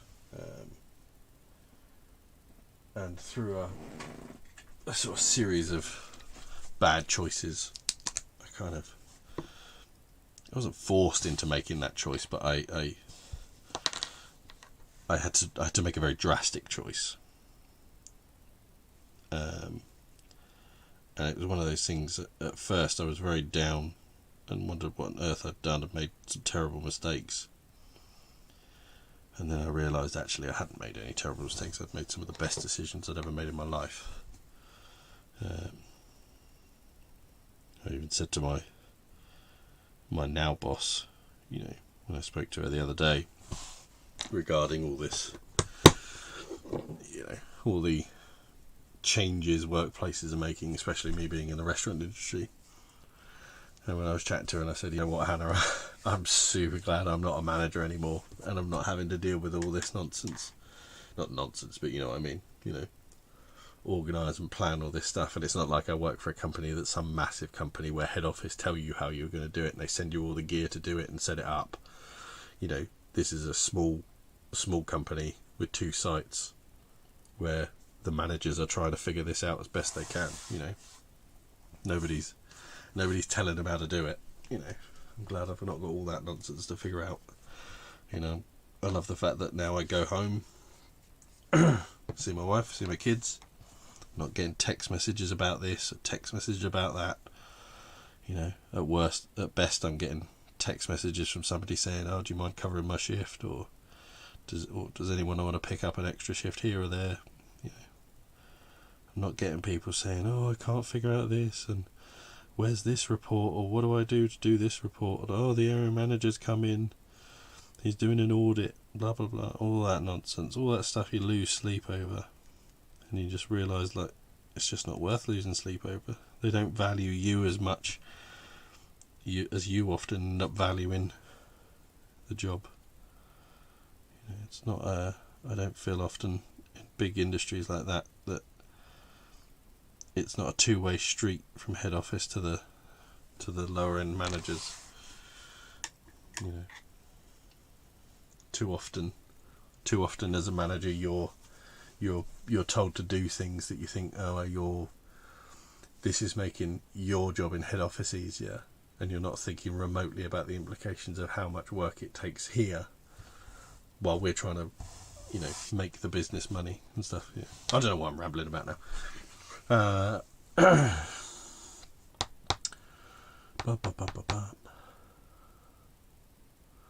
Where did I get to? Yeah, Rolling is wrong. Yeah, Tony, how you're in a safe place here, buddy. All attention is friendly and positive.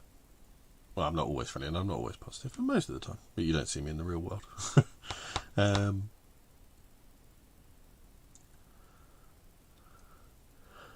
Lord Maiden at Different Gear TV. Yeah, I know what you mean. It happens in that case with bad companies too. But I'm in a different place, a much better workplace now. Awesome. That's what we like to hear. Tony Howe, you're right. The praise I got for my boroughs and badges, huge dog model yesterday, I think, has motivated me to try washing again. Awesome. I escaped from the corporate world full of bad managers to be a full-time carer for my oldest. Oh wow, awesome, good for you, my man. I'm not wealthy, but a lot happier and fulfilled. Exactly, yeah, exactly. What would we like? If you were to suddenly slide Wallace and Gromit styling into your wrestling outfit, what would you look like, and what would be your name?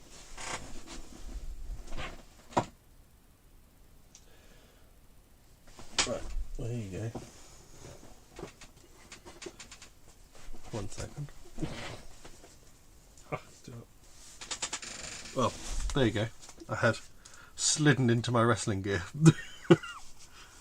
Oh, how well can I paint with a luchador mask on? Okay, I'll probably do alright. I don't know. You guys can name me. You can give me my wrestling name.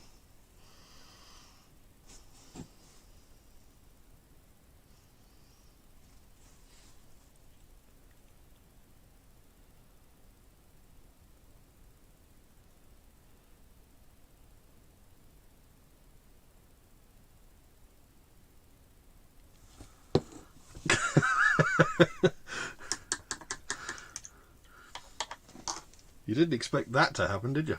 You know, not hard to lick your brush when you're wearing a luchador wrestling mask. I actually got this when I was on holiday. On honeymoon in Mexico. And this is a Rey Mysterio Jr. replica. Oh, it was one of those kind of things. I was just like, I can't leave Mexico without a luchador wrestling mask. It's really surprisingly comfortable. It's really nice. Yeah, a little bit warm after a while. But.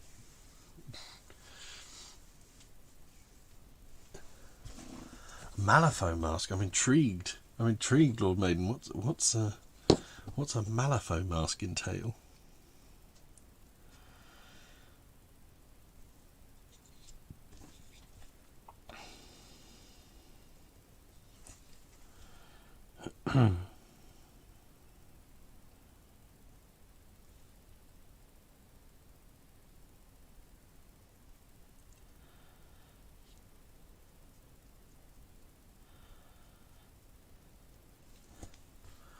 The table topper. Yeah. My finishing move can be the table flip.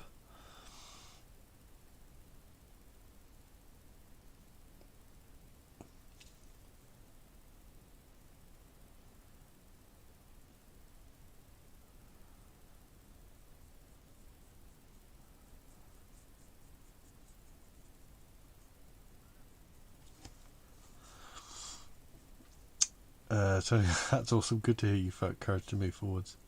Go for it. Enjoy your hobby your way and advance as much as you want in your own time. Bobby Clark looks like a gimp mask with sequins. I'm calling you out. I shall say nothing.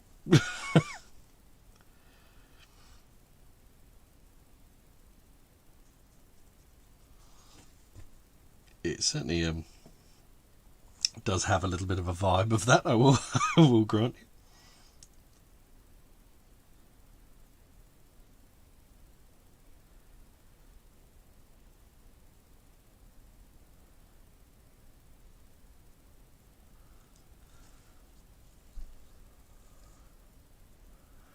I had a replica mask made that is the same as the mask from a Malifaux character. Oh, awesome! There's loads of cool stuff in Malifaux. I don't know it well enough though to know whose that might be. But I bet that looks cool. Different Gear TV. I was a library manager for a media company. Too many bullshit figures involved in the end that meant nothing. Got made redundant when our company lost the BBC contract. Yeah, I bet that did it. I bet they were relying heavily on something like that. Yeah, I mean, I've worked for companies where, it's just the people that have been there long enough that rise through the ranks, and you just think, oh, why did you give this person the job? Just because it was Bob's turn or whatever. Didn't mean to use your name there, Bobby. But we've all got to those companies where you just think, oh, just because he's been at the company 20 years does not mean he warranted any of his promotions. Or he's been at the company so long that now you can't see why he warranted any of his promotions, because he's got his or her head so far at their own arse, and they've kind of lost so much touch with the actual job. It's infuriating, but hey, that's just industry. That's just works for you, isn't it?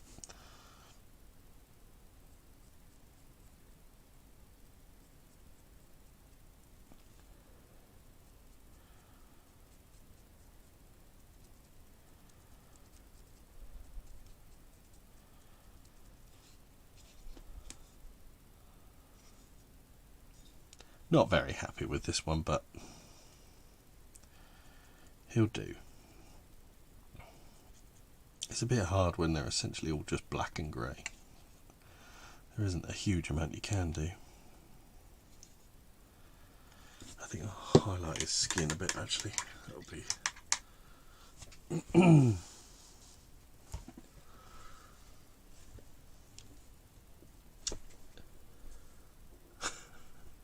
where was that?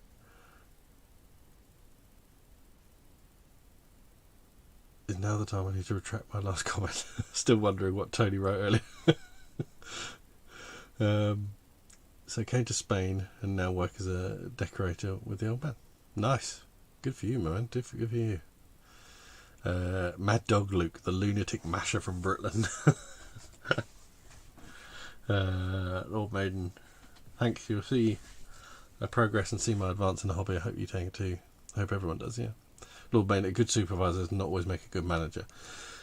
No, they don't.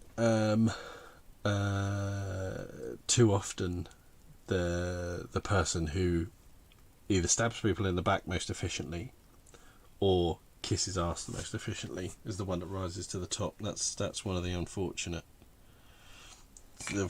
truths in a lot of industries. It's a shame.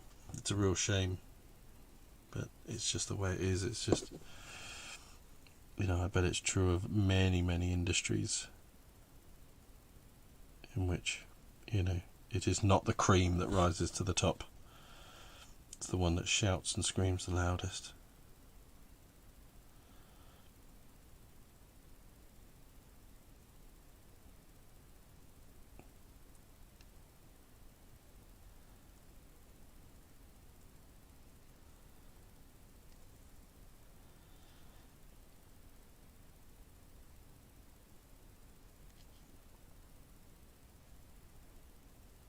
Sorry, focusing, concentrating. Thank you everybody who's come into the chat tonight. It's been really good. It's been nice having so many people in. Really appreciate it. There is more stuff for the channel coming, I assure you. Fortunately this week just didn't pan out quite as I hoped with a bunch of things, and a little demotivated in a few ways. There was a few things I was doing for the channel that just didn't come off as I wanted, and I thought, no, I'm not going to put that on there. You know, it's just frustrating, but I have a schedule in mind for the channel, but luckily I'm not at a point yet where I feel remotely beholden to that schedule.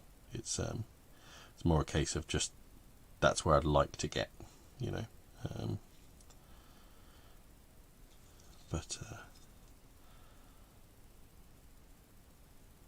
You know, I don't want it all to just be live streams. I want to actually produce some content. I want to do some more vlogs and stuff like that. But the vlogs are going to be a mixture of me musing and just talking, just waxing about whatever's on my mind, in a hobby sense, that is. And then there might be some like reviews and like top 5 videos that I've got ideas for. Just little bits and pieces like that.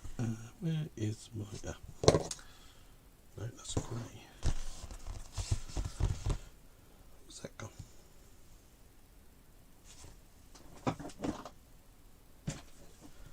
That's not up there. It's definitely down there somewhere. Where's it gone?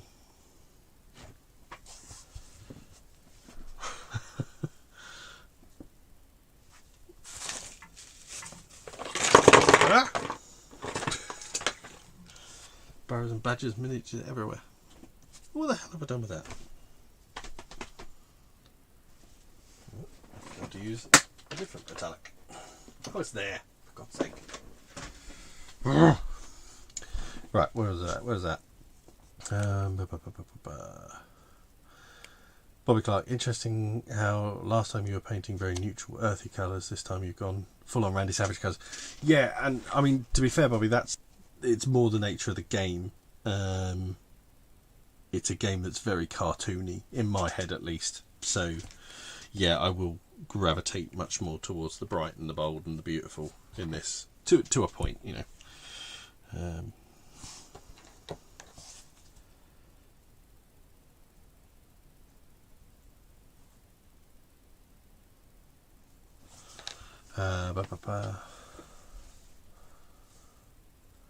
Snap into it.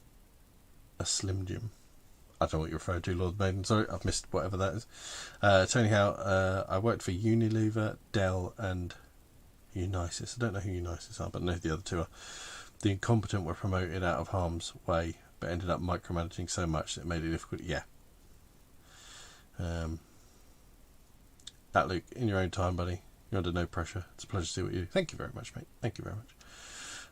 Bobby Clark, it can be tough at times. I got demotivated earlier in the week when half my marble floor went badly wrong and I had to bin it and redo it. Yeah, I haven't had to go quite as far as binning anything, but what I was planning just wasn't quite coming out as I saw it in my head. So I just it's not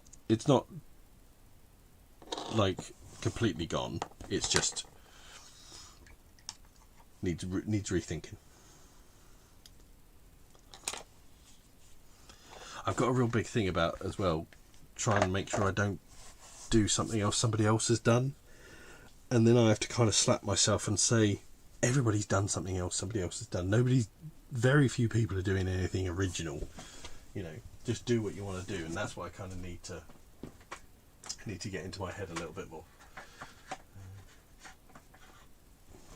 Right, I think kind of nearly done. I am just going to put a little bit of paint on my shark dude. I worked for a PC part distribution company building PCs for them. I took more than I needed to and eventually left after I broke down in front of a friend outside work. I felt like a resource. Yeah, and that's often the case. You know, it's one of the sad truths of it is that you just become a number and just you don't feel valued. You know, it sucks if you ever get in that stage. Bobby Clark, I can relate to that, especially when you get so far and you start making those brave steps. It could be make it or break it. You have that nervous, will it work? Yeah, it's just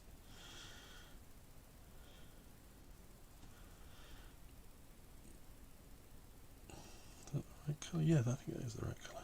I need a bigger brush.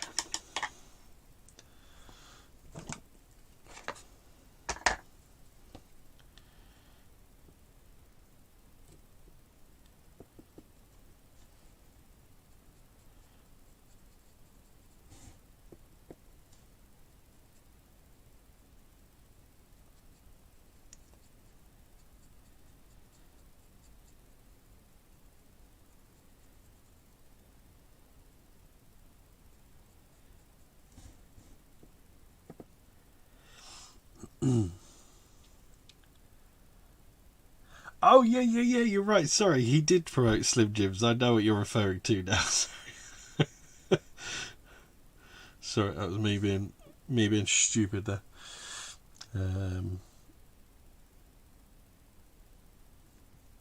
Yes, I found the paint pot I was looking for the last 15 minutes. Yeah, I can relate to that. Yeah. There is a Randy Savage mini in this range, which I have here. He's a dwarf called Ronnie Salvage. I had part painted him. I hadn't finished him. I'm going to strip him and redo him. But this is Ronnie Salvage. It's fun, very silly, over the top miniature. Again, if you know wrestling, you look at him and you know exactly who he is inspired by.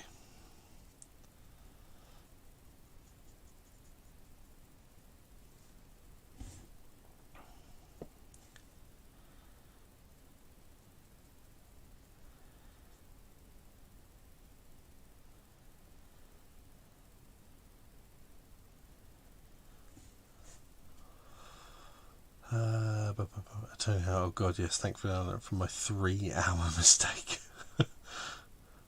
Lord Maiden, darn it, another game I want to get into now. Do it, man. It really doesn't cost much. It's super cheap. Really inexpensive game. I mean, as much as an interpretational statement that is, you know, what's inexpensive to one person is, in the grand scheme of miniatures games, it's cheap.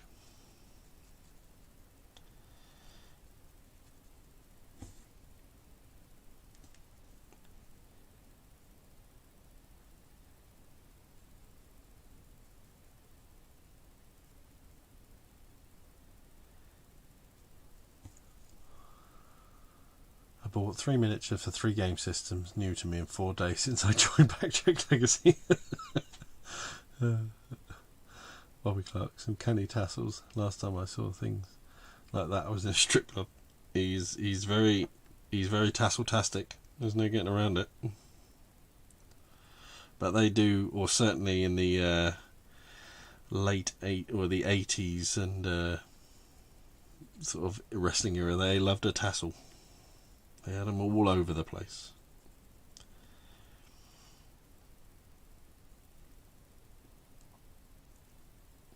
Sort of funny in the fact that they were all, you know, such overly butch and muscle-bound men, but they were dressing in such flamboyant showgirl outfits. You know, it's such a weird sort of juxtaposition in many ways.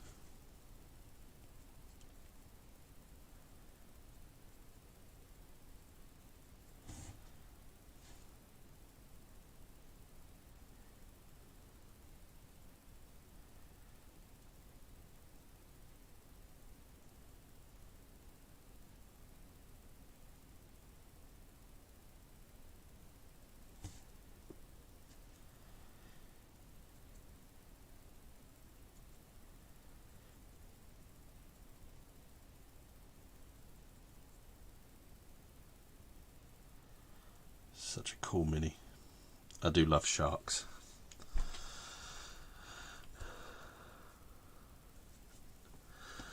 Cue Randy Savage voice. Oh, can I do a Randy Savage voice? Oh yeah.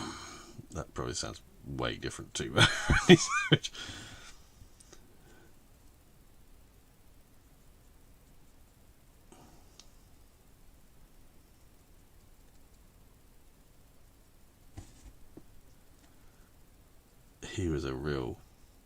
He was such an over-the-top character, Randy Savage. As so many of them were, but he very much particularly, you know. It's all the whole personas they take on, the voice, like you said, and you know, it's just, I love it. Like I said, I find the industry so fascinating.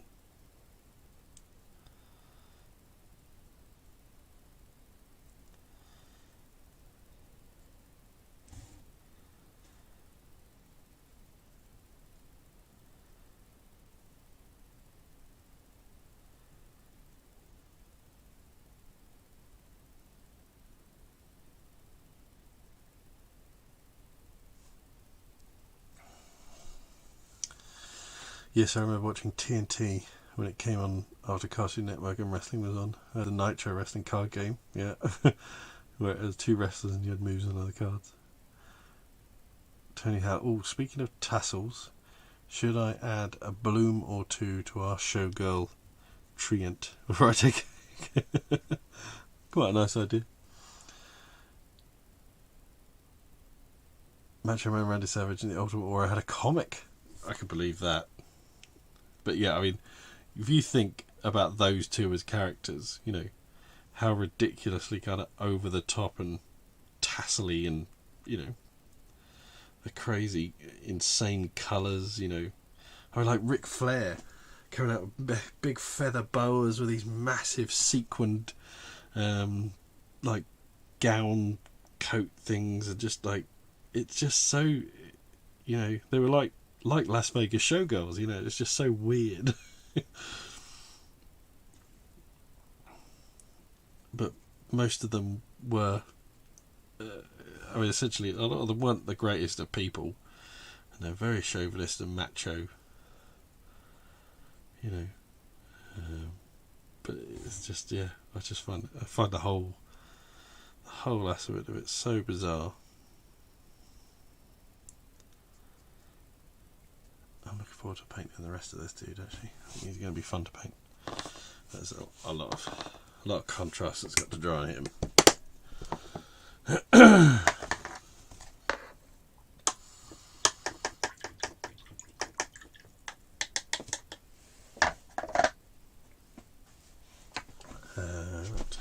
Glue a few of these bad boys to their bases. Glue.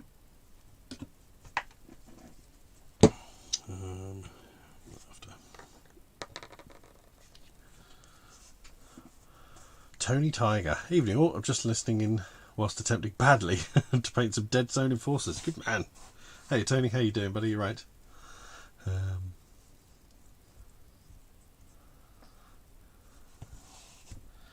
I presume you are what you're finding frustrating about them, by the sound of it, Tony. Is it they're not coming out as you want, or are you trying to do something with them that's not working as you wish?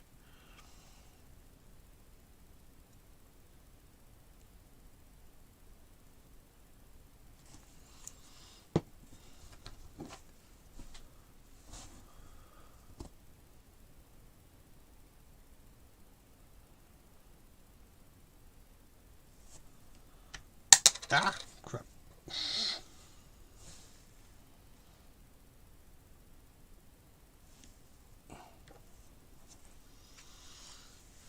Done. God, I haven't even turned my fan on. No wonder I'm getting so blooming hot.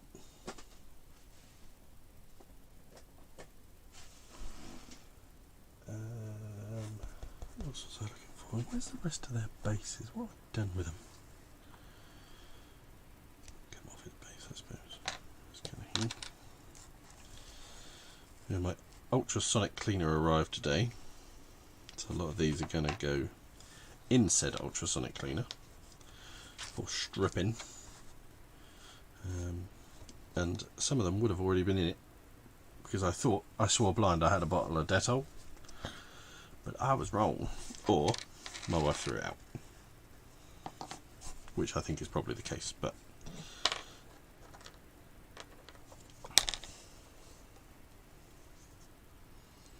no big deal. Nothing that can't get replaced.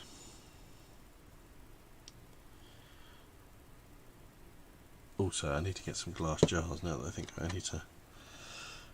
Marco had a very good advice of putting the thing you're stripping in a glass jar in the ultrasonic cleaner, and then putting that within a bath of deionized water, because then it saves on the amount of cleaner you're using, which is a very good idea, which I will try and do.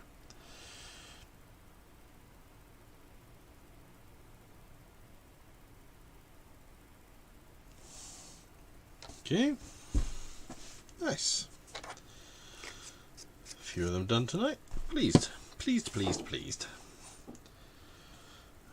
Sit up there to dry, Mr. Shark. Oh, where are we at? Hey Tony, you've missed moss, bikini and tassels. This stream has gone to places I never thought possible.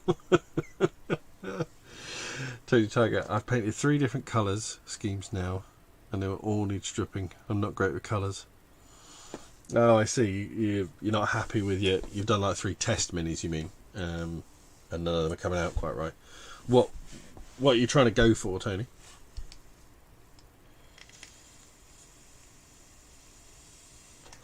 Going back to our discussion earlier, feel free to post something in the Facebook group for Standard Tabletop, and let's have a look at them, and some people might be able to give some good advice. I'm pretty good at colour combinations and what colours to choose, so I'll happily give some advice if wanted or needed.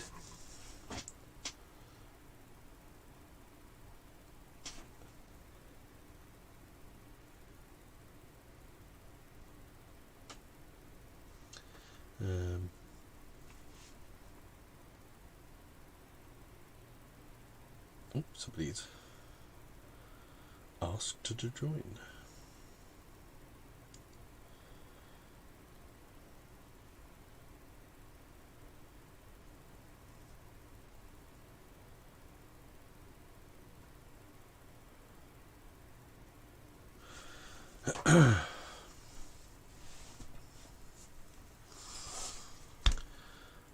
What have we got? About 2.5 hours tonight. That's not bad. Not bad. Pleased with that. Plenty done. Yeah, I think you can see a review or something, some content for Rumbleslam coming on the channel. I think it's a game nobody talks about, like literally. Try and find anything about it on YouTube. There's hardly any stuff about it. And TTCombat are a funny company. I don't really ever see them. I don't see them shouting about really any of their games, or even. I never see people like doing reviews of their scenery and terrain and stuff, which is bloody awesome. I've got loads of my Wild West stuff. I'm pretty sure was No, maybe it's not TTCombat actually. Most of it's Risk Precision, but I've got some of their stuff. It's really good, and the prices are just ridiculous. Their prices are absolutely amazing. But like, they picked up what's the one that was Fox Wargaming, is it? I've got the book up here somewhere. Drop Fleet Commander and Drop Zone Commander. It used to be Hawk Wargames. They picked up that when their Kickstarter went horribly wrong and nearly bankrupt them. Then when the guy who made Home Raiders and Carnivale, when his company went wrong, they picked up that, and they just never talk about them. I suppose they get a lot of their marketing via Kickstarter, because they've done a few smallish Kickstarters, but yeah, it's very weird.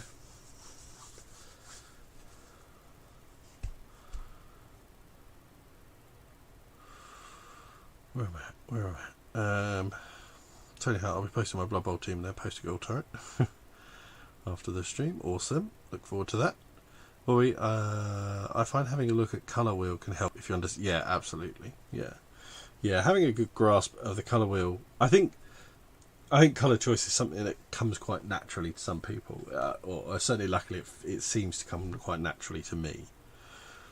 But having a colour wheel to hand, or just Googling one quickly when you're looking up things like that, you know, look for the things on the opposite sides of the wheel from each other and stuff like that, and then the neighbouring colours, you know, the colour either side of a colour. If you go with those two choices, you can't go too wrong, you know.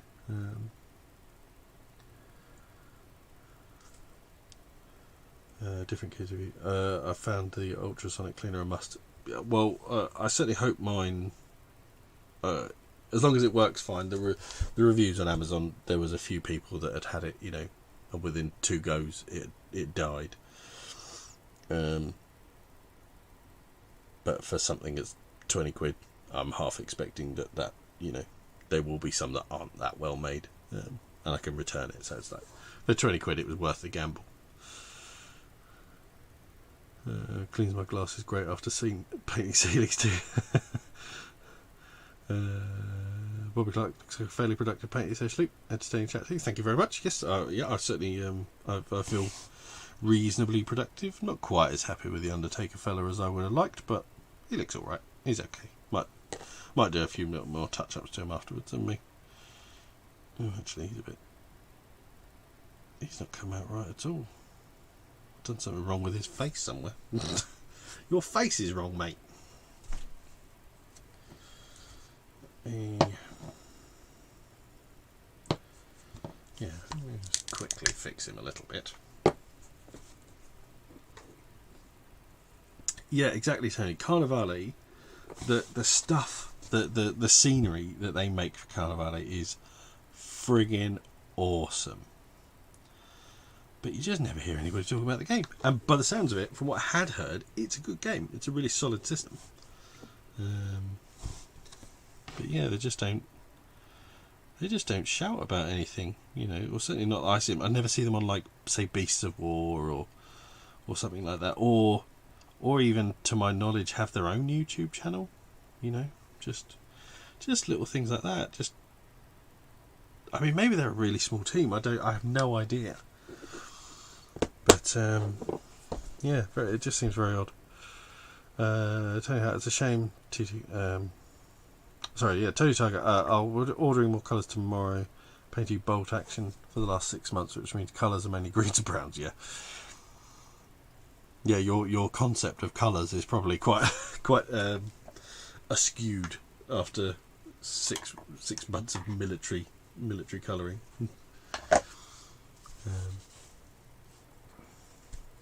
Yeah, it's a shame TTCombat Carnival, I'd love to see more of. And then there's my grungy sci-fi city habitat zone that I built and I want to crack on with, that took up my entire dining table. Nice, love to see a bit of that. But yeah, I think that feels as good a place as any to call it for the evening, as it were. So thank you very much, everybody who's been in. It's been an absolute pleasure. I really appreciate you coming in. I'll probably try and do another stream next week, and hopefully have something else come up for you to watch in the next week.